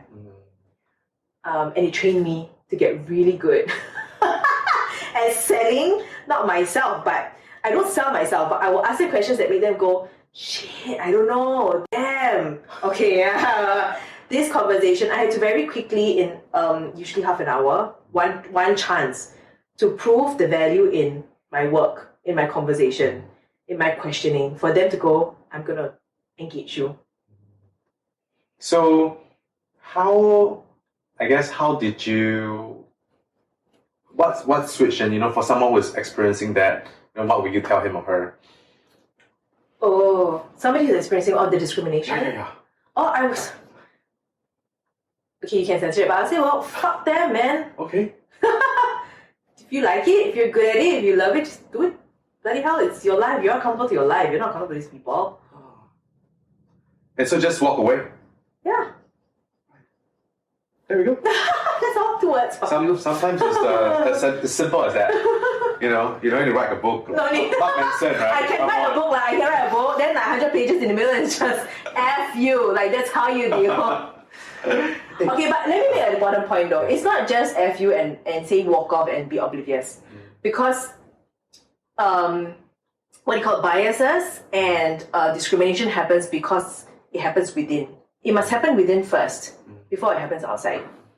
So if you're being discriminated against, yes, you want to F the person, but you also want to look at within and say, where are you discriminating yourself? If you believe that you're too young for this, that's your internal discrimination. Right, that's the sort of like, it wouldn't work kind of like internal scripts, right? Yeah. Then that one you need to work on it. Yeah, iron it out. Yeah. But at the same time, well, I guess coaching would help having a third person neutral perspective. Or you have clients that say, hey, you should be charging more. Then you're like, I didn't know. I was like, yes, that's a reality, right? Yeah. You have to bust your reality own. is the best the medicine for truth, right? Yes. Yeah, the good thing about science is that it has reality to back it up. Yes. Yeah. Cool. I just want to be aware of time. Do you need to rush anywhere? I don't. I just need... No. Okay. Just need to pick my daughter at 1:30. Okay, great. I have a couple of juicy ones about just schools. So many schools. Like you're ICF, and you just know, as someone who want to do coaching. There's a few famous ones: the New Field, the New Venture West, the Coactive. Someone's confused, right? Yes. Yeah. What? How? Of course, even some are ICF, some are not. Yeah. Right? So, what is the decision tree here? Clear it out, for people. Wow, it's very, very tough. I hear this from my students all the time. Where do I even start? So maybe also just start with a little bit of what all the things you have taken. So to give context of what you actually also tried before, right? Yeah. Or use that as contrast, so that where you place you where you're at, blah blah blah. If that helps, yeah. Okay, what do you eventually want to land at? You want some... I guess maybe some framework to think about it, I guess, yeah. Okay. I get this question all the time, and I will start off with, you need to start with what's important to you. Just one thing, is it just a certification? Is it something in particular you're interested in? Neuro stuff, psychology stuff. Is it change? What interests you? Because frankly, now the market has matured, which is great, to a point where you really have all schools of thought, like even religion. You have coaching courses to become to practice in church, right? For religion purposes. There's a lot out there. Right? You first have to know what you are interested in, right? Certification, I will always tell people, go for the certificate, because eventually, and it's happening, having a cert is an expectation, as somebody would expect you to at least have a degree in Singapore. Okay, so you will need that because the market is just getting bigger. So please go and get a school that will give you a certificate. Ideally an ICF certificate or the next biggest association. Because now if you want to do more work out there, it's recognized, and even government bodies, when they call for tenders, they are asking for ICF certified coaches. Okay, so what is your interest? Do you want the certificate? Right? And I think the third thing is the learning style. So there are many programs out there. They have, is it a blended format, like what we do, online, offline? Is it purely online? Is it purely offline? How frequent? 6 months, 3 months, 2 weeks? Then it's down to what works for you. How would one sort of go about, I guess, barring let's say we had a great conversation and I was like, Lin, what school do you take? And then you're like, actually I have so many. and then even then, a coach themselves, they are probably the highest payer for this industry, right? And so how would one, him or her, sort of decide, if you help someone sort of decide which one they want to go with, I don't think there is one school of thought, and frankly, many coaches I know, they go to different places to get trained in different things, right? That's how eventually over the years you realize what my gig is, what my thing is, right? Lin marries A, B, C, D, right? You marry E, F, G, F. Sorry. Right? Because there's just so many things to learn, and because of you're so unique as an individual, you will combine it in the way that makes sense to you. I could be doing ABC format, approach, methodology. You can be doing ABC, but I serve this audience, you serve that audience. Right? So for me, I'm not trained in ICF coaching. I was trained in coaching, which became an approved ICF school, which I helped to start that up.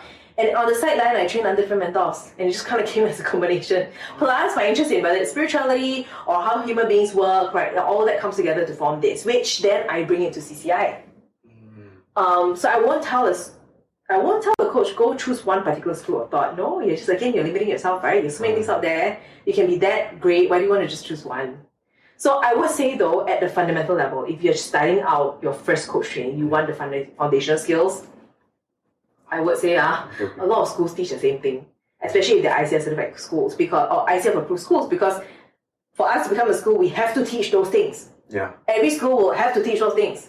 So then it's just down to, do you like the school's, I guess, methodology? Yeah, do you like? You go after what you like. Like if you go after teacher, to you teacher is important. Then you choose a school you like the teacher. If you don't care about that format, it's important because you're busy. Then you go after that. You will come out learning the basics in coaching. So that's safe. What you do after that, I will have opinions about that. and so great. So we pause there and maybe sort of touch a little bit of like the different things you took and like what you took out of like each one of them. Yeah. So with my mentor, Kelvin, there was a lot of transformation elements there. Like he got trained again. He brought a unique combination, and I was so lucky to learn that unique combination around just how do you get a person to have a paradigm shift. Okay, so asking very deep probing questions to have them shift their identity. Right, let's just put it that way. Right. And so then because like I assume people transformation coaching sounds like a cool thing, but like they might just like, oh, okay, sounds cool, but like what is it like when you say like identity change would be in that category? Yes. Okay. So it's basically the painful process of change. I'm not a subscriber to let's look at the actions that can support you. What's your plan? Oh, you go through. Oh, it's very difficult. Well, what's a solution you can think of? I'm not for surface level things because it doesn't get to the point, right? So I like to get to the point. It's the most painful, but it's the fastest. So that's the effect of transformational coaching. Okay, so transformation coaching would be get to the source. Yes. Be a bit, identity stuff. Any other things you want to put into that? Shedding, like that choice, that conscious choice to shed that, right? The whole, finding who you are at the core. Okay, so that's transformation. Yeah. At least in my way I define it, of course. And then I went to process school, so it's process-oriented psychology by Arno Midal. Oh, it's amazing.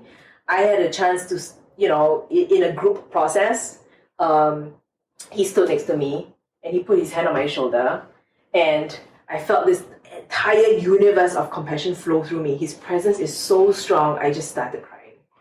Pure compassion, amazing. So with process-oriented psychology, it was like the softer side of things. It's to recognize the nuances and the unsaid that's happening. So for example, if I'm talking to you, okay, I'm using my mouth, I'm using my hands, okay, but consider that my hands are trying to say something more or something else.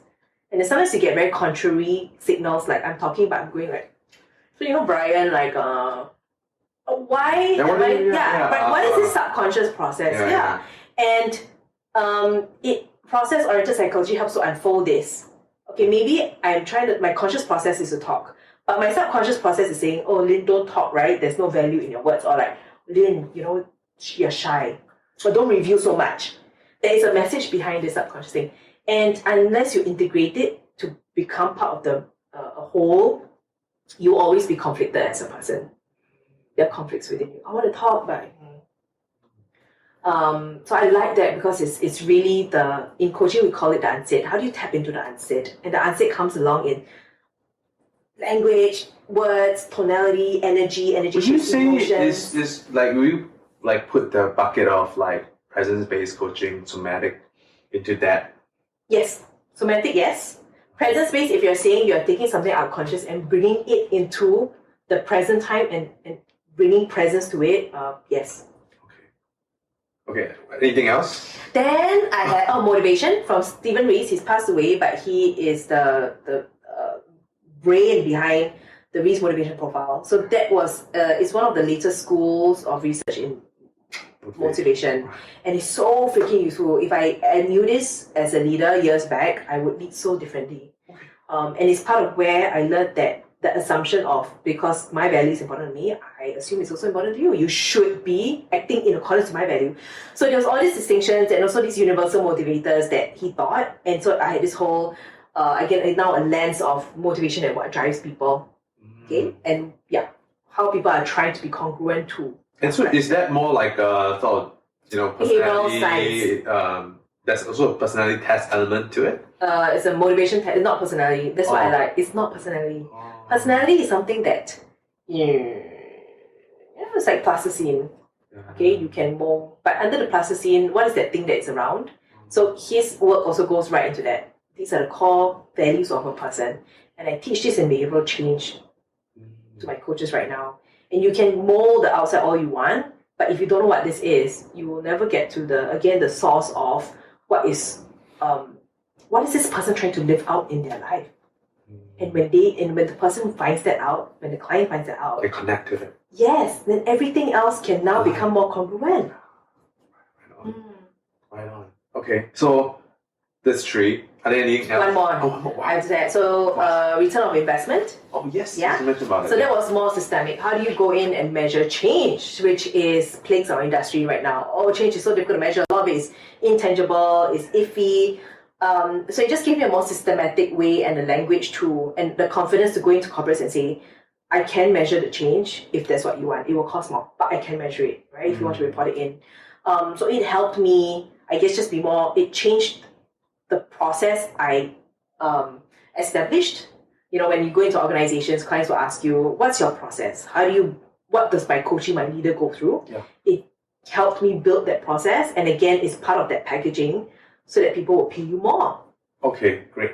And I'll just throw a couple of names out there and then we see if they fit in a new category or you don't know, or they can be put in the subset of this four that you put. So New Ventures West and New Field, right? Ontological and integral. Will you say, to me it sounds like they're more part process. Of that transformation. Oh, transformation. Yeah. Because it's still on the being, the person.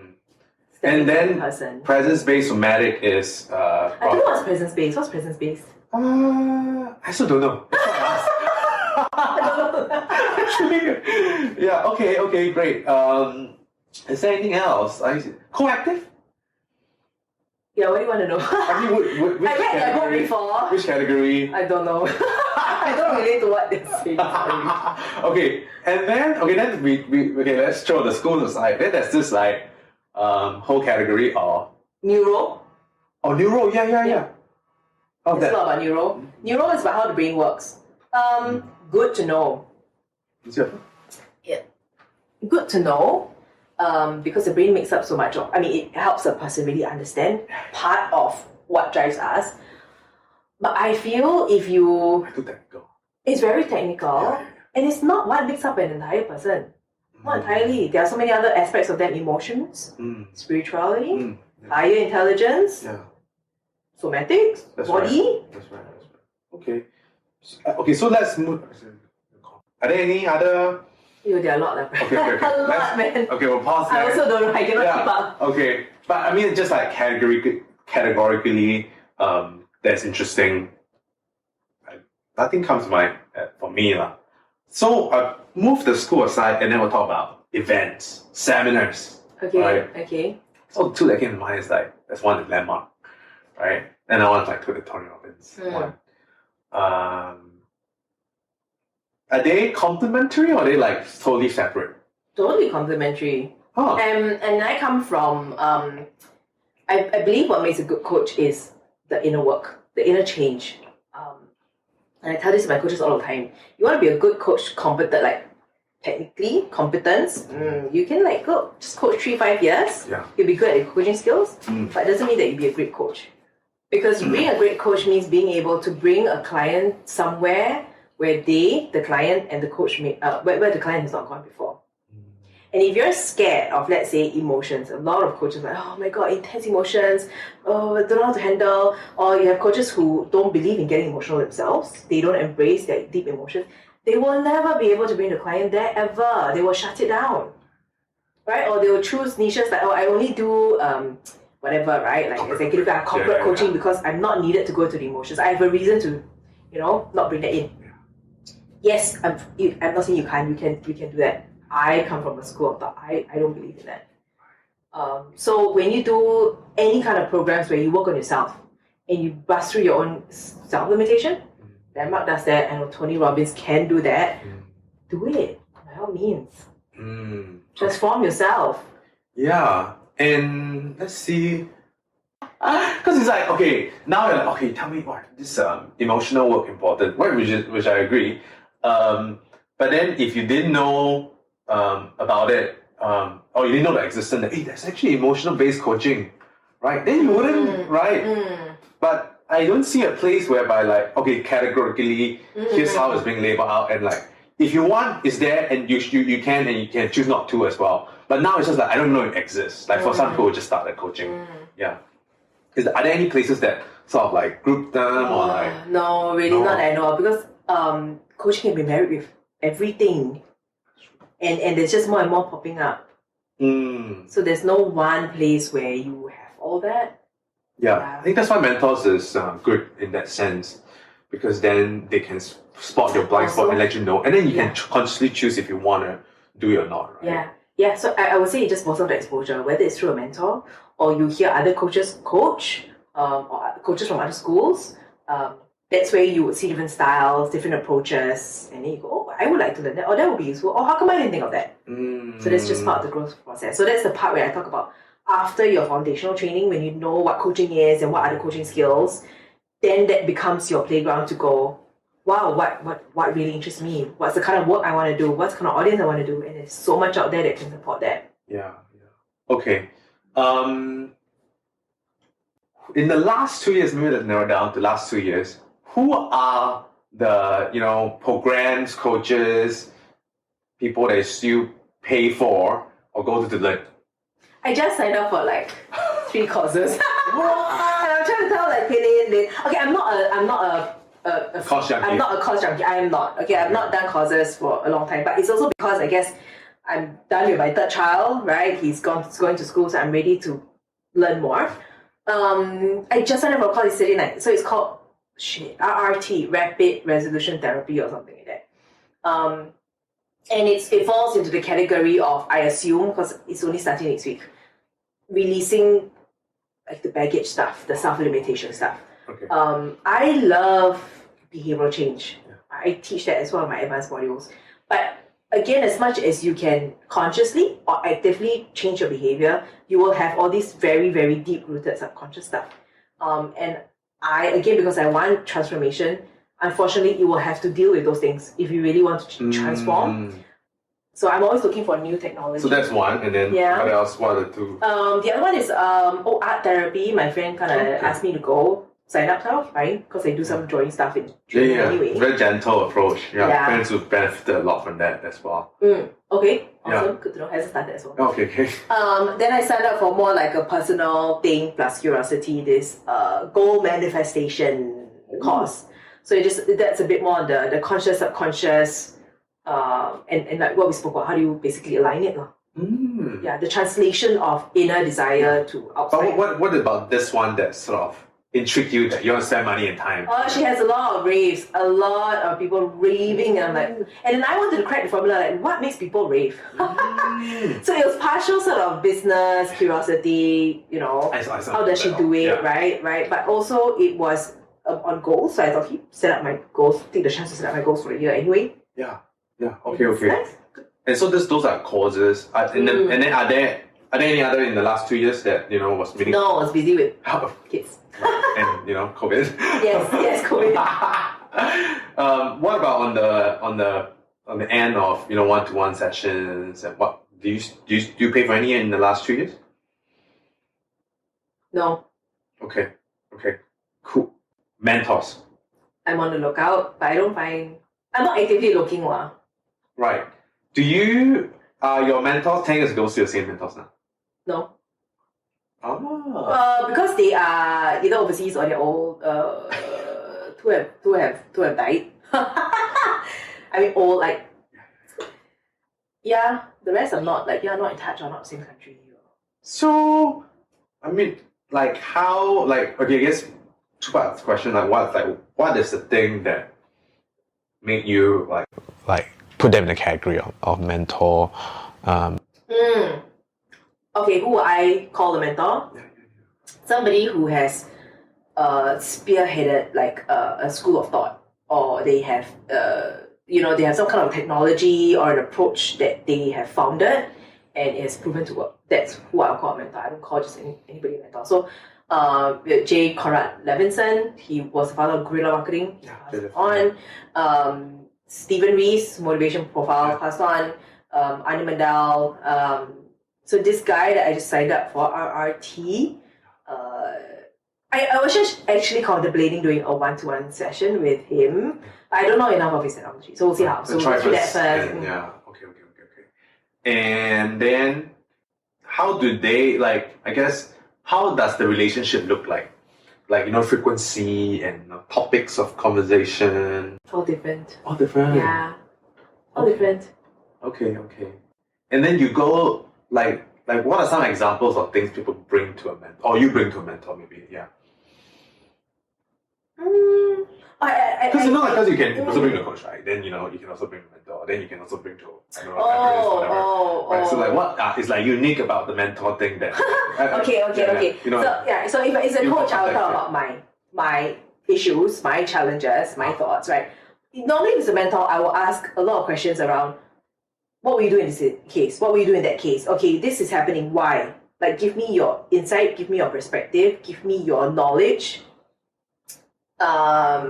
I'll be interested in that. How would you do it? What's your approach? What is this mentor considering or knowing that I don't know? The different factors they look at. Yeah, so it's almost like trying to take their brain and putting it into my brain. Yeah. Okay, makes sense. Love. How do you see it differently from how the culture sees? Wow, why did you come out with this question? It's my curiosity. Interesting. It's interesting because I had this conversation with a guy I dated before. And he was very intrigued by my answer. And also how you see it differently over the years. I see love as a choice. And how is it different from the masses? I won't say it's their fault, but we are never taught what love is. And the love that we have learned over the years, either through observing or what we're being told explicitly, is always conditional love. Okay, so it even starts from like a mom. Like, honestly, I love you more if you listen to me. You hear it all the time, like, listen to me, right? This child cannot get along, right? It's very normal for parents to have blocks to their children and vice versa. Does that affect love? What if a child becomes a person that you hate? This child has values or has a personality that you as a person you don't agree with. I tell you, it will affect the love, right? So, what is unconditional love? Have we ever experienced that before? Truly? So I feel that the most unconditional love one can master comes from choice. I choose to love you because I simply choose to. It's not because you're great to get along with. It's not because you can benefit me. It's not because I like what you do. It's not because I like your dressing, right? It's not because, there's no because. I just choose to. And so when a person do some things that you really don't like, or it's just, how does unconditional shows up? Unconditional acceptance. This is who this person is. But I must say that I admit that I have the advantage because I have worked. I work with people on their lifelines, right? What the traumas that have happened to them, how they became who they are, and I know that who they are is not is an outcome of different things they've gone through. Like if somebody's being really mean, usually they weren't shown enough love, they weren't shown enough love, so they don't know language of love, they don't know what love is, right? They don't know what care is. And so on the outside it's easy to go like, oh, you're so mean, you're so rude. But then if you trace back, you go like, this happened. Okay. So if we let's say let's put a scenario to tease out the nuance a little bit. A kid is hurting you. Okay. Right? Is throwing anger at you. As an adult, am I an adult or am I a kid? You're an adult also. Okay. Right? Then you want to give unconditional love. Yeah. How does that look like? Is it to my kid? To your kids, yeah. If I can put my triggers aside, that aside, where you're I'm already coming enlightened from, now. where I'm coming from, they need something. There's a need that they have. Okay. And the way that they try to process it and the way that they communicate it, the way it comes out, it's just whatever way that they know how in that moment. It's not who they are. Right? So there is. So you don't label them? I don't label them. I really try not to. So there is what is the human need that is being expressed. You then attending to that because it's required for psychological safety and assurance and comfort. But there's also the soul, I believe, right? I come from a place where I go, everybody has a soul. And a child has a soul. I have a soul. There's no little soul, small soul, child soul, young soul, right? A soul is a soul. We meet. That's it. And so I see that in my children and I respect that. In their body, they're young. But I have a soul relationship with them. Right. But now like you don't want it to hit you. Or you're in a call. Because I don't want them to hit right, you. So how do you maneuver that? Okay, so right? I'm tactically. Yeah, so recently I'm learning. I picked this up all on IG, right? It's very westernized, okay? Yeah. So, but I'm learning and I think it makes sense. Children don't understand the word don't. Yeah. Or no, or don't, right? Don't has, you cannot imagine a don't. You can imagine drink the water, you cannot imagine don't drink the water because you will still imagine the action of drinking the water, right? So what I'm doing more of these days is, like my son just threw the toys at, flung the big car. Right. Dangerous. Like, it hurt me actually this morning. So I tried to practice it. I said, okay, Rayan, cars belong in your hand or on the floor? On the floor. He's 15 months old. Does he understand? No, not in terms of logically, but yeah. So I'm trying that, right? So you use the language to reinforce the behavior that you want or what should happen, right? Hands to yourself, not onto other people. Hands to yourself, right? Okay, so is first work on your triggers. Yeah. Then when you are calm, then what is their need? Yeah, what's their need? Tuning in, right? What's the need there? Yeah. And then hands to cars on the floor. So in this case, because it hurts people, it's then a behavior thing like cars on the floor. But sometimes if there's an outburst, then the need is an emotional need. So, okay, tell me what's going on. Like, or if I'm triggered, which happens with my eldest child, you go and take a break, time out. Okay, let's time out first. And it seems to work for her. Then we'll come back and we'll talk about it. Okay. Interesting. And then how does sort of love when it collides with needs, right? And or differences or how you see money, partnership. Like how does love still come in? The role of love. Because to me, love is a choice. So I choose to love the people around me. And because of the work I do, I choose to love humanity. You can't not love humanity and want to change them. Right? It's a service to humanity. So even though I don't agree or I don't like what I'm seeing, right, or there's conflicts,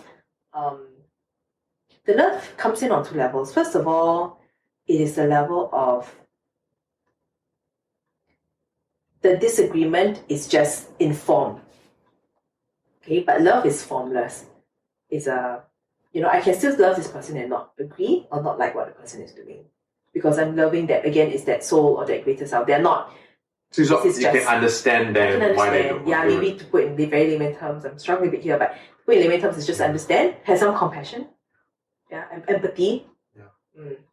So you don't need to agree. I don't have to agree. You can understand. Yeah. Okay.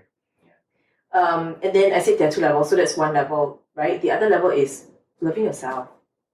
So the only way to make up for your lacks within, which we tend to project outside, is to love yourself. It just seems to always boil down to that. It's not theoretical thing, but it's through my experience of like different times I had to heal within. It just always goes down to that. Right. And what are, let's say I'm like, wow, Lin, I want to love myself. How does that sort of would look like? Like, if I were to make it into behavioral actions, Oh, it's not the behavior. Okay. So I never believe that behavior is the only thing that changes people. It's the intent. Okay. So you can say, and I know coaches who do this, right? Like, oh, you want to love yourself. Self-care. Self-care. Go and do self-care. Right? So because this, yes, an imposition of self-care is the way to self-love. But I can tell you, if you don't know where to tap into, your massage and your coffee is just going to be an act. You're still going to come out empty. But it's the intent. It's what you bring in. It's what you focus on. If you go for simply a walk, you do your old man walks, what do you focus on? Right? If you're focusing on, for example, I'm moving my body because, I want my body to feel strong, right? I want to think of my body, right? I want to, right? That is self-care language to yourself. And if you're focusing on that versus like, I need to do all these other things, you're not feeling the love, you're just feeling like your mental activity. It's not going to change you. Right. Yeah. So then because action is the easiest, right? But then then you have this problem of let's say I think I am giving myself a lot of love, but actually not really, How do you know? It's your thoughts. Okay. If you're aware of your thoughts, what you're thinking, your thoughts will show you what you're focusing on. And there's this wonderful saying, where your focus goes, energy flows. If your focus is on doing this for myself, I'm having this cup of coffee for my time with myself, you're feeding that. Right? There's this old Zen story of the black dog and the white dog. I don't know. You don't know, so it's also common now, but what was it? See, it's so long ago, I can't remember. Which dog is the strongest? Like somebody asked the Zen master, which dog is the strongest? And he said, it's the dog that you feed the most. Oh, yeah. Because I'm trying to tie it together here. I care about my mom, so I want to do things, help her. But then now, my life goes crazy. Right, and then now I have to take care of myself, and the pendulum swung the other way. Hey, we'll put you there, on pause first, okay? We'll just keep you at bay. I'll come back to you. But is there a way to think about that? Yeah. The pendulum needs to swing. If all your life you've never self-loved, you need to swing that way. How can a pendulum find their middle ground? Only by swinging, and then it will come to the most natural rest. Right? A person is a problem if it's a pendulum, you're stuck one side. Then you're not doing what a pendulum needs to do, which is swing. So it takes a lot of courage to go against what you think is right. All this while I take care of my mother, it's not right for me to just abandon her. And then there's all these fears that come in. Oh, it's abandonment, I'm not caring of her, what's she gonna say? She's gonna get angry, she's gonna get sick, whatever. Those are the comfort zone being threatened. And it feels very real, right? But it's still just part of the process of your growth. I wanted to touch on the last one because you have an issue with positive thinking. Let's just give you a rant. Let's rant about it a little bit. Yeah. And then we'll go on to the question. It's quite tied to what we said so far, positive thinking. It's just very surface. Are you talking about positive thinking I don't know, what is your rant? Yeah. How would you say this is a good version of positive thinking, this toxic version of toxic thinking? I can do it, but then deep down you say you can't. So I did have an issue with Tony Robbins at the start. Okay, at that time maybe I wasn't mature. I don't really know exactly his work, but I know it's changed a lot of people's lives. So obviously something works, right? But my impression of it, which is an example of positive thinking, is when somebody tells you, Brian, you're telling me, I want to, keep doing my weights every morning, but it's very tough. Right? And I say, hey, Brian, you can do it. You can do it. You can.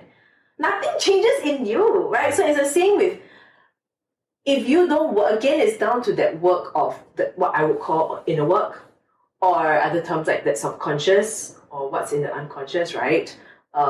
It's not real. It's not real work. It's not real change. I guess the only way to know if it's good or bad is, look, if you do this positive thinking and then you suddenly love yourself. Yes. Like, what for you? Yes. Right. But you do this positive thinking and like no change. And then the worst thing is that but people later on a meaning out of that. Oh, you see, I try to do this, but I cannot love myself. I'm not worthy of love. Oh yeah. Then it becomes this whole drama again and this narrative about.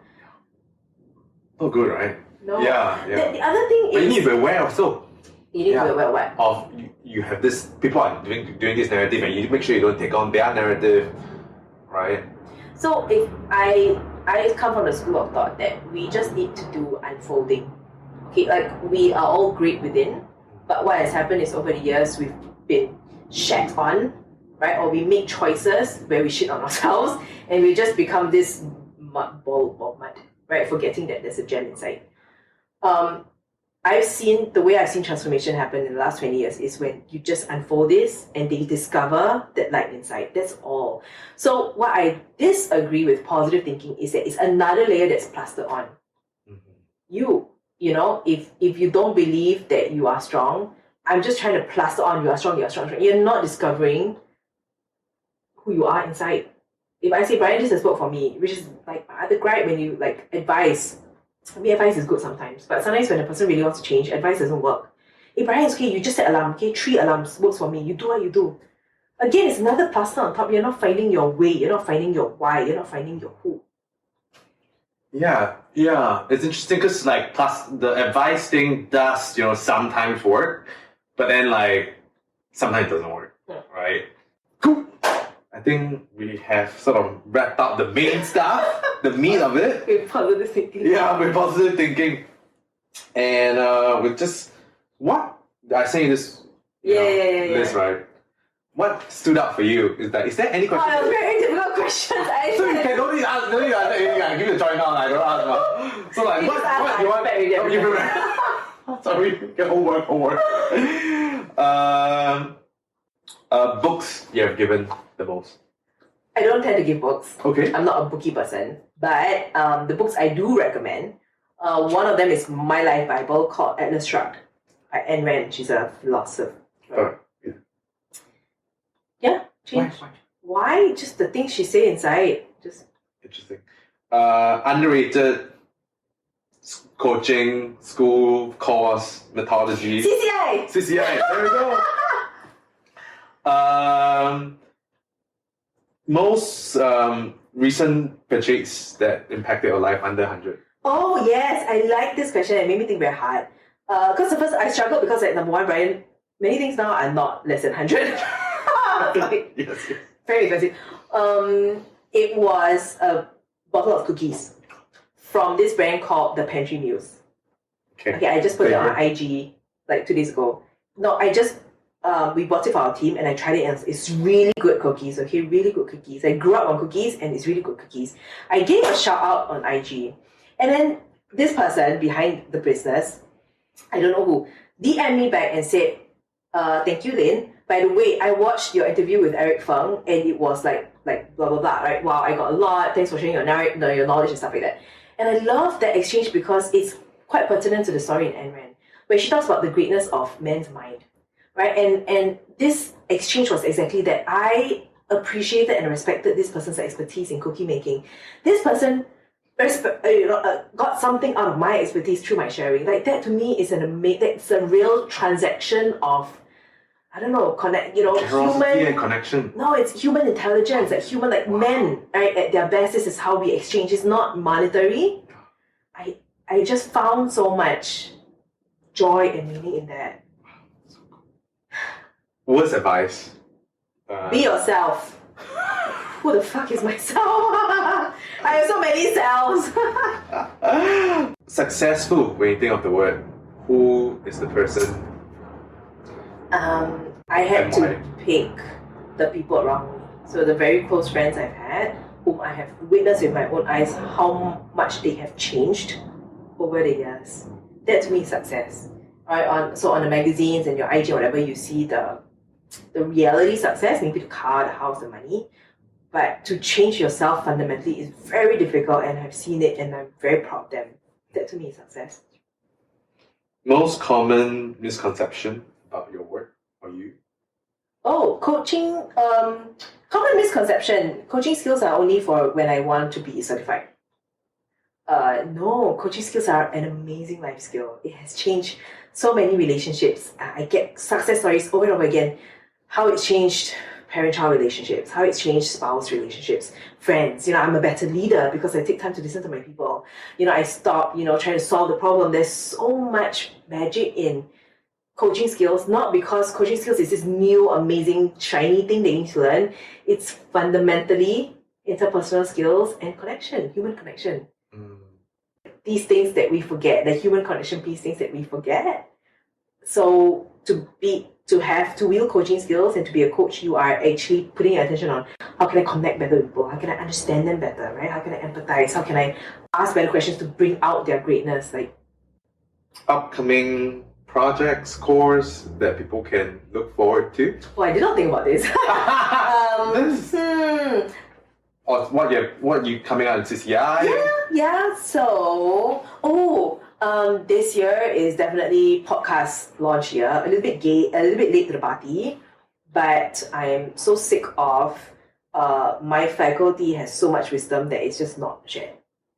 So, which is kind of why I want to take recording of this also, and then turn us into the ideas into podcast episodes. So, yeah, that will definitely be coming up under Collective Change Institute. Okay. And it's not just me; it's a variety of coaches with a variety of life experiences. What's the format like? I don't know. I thought about it. But I'll give you an example of a topic. Yeah. Yesterday, a coach and I, my team member and I were talking about the law of entropy.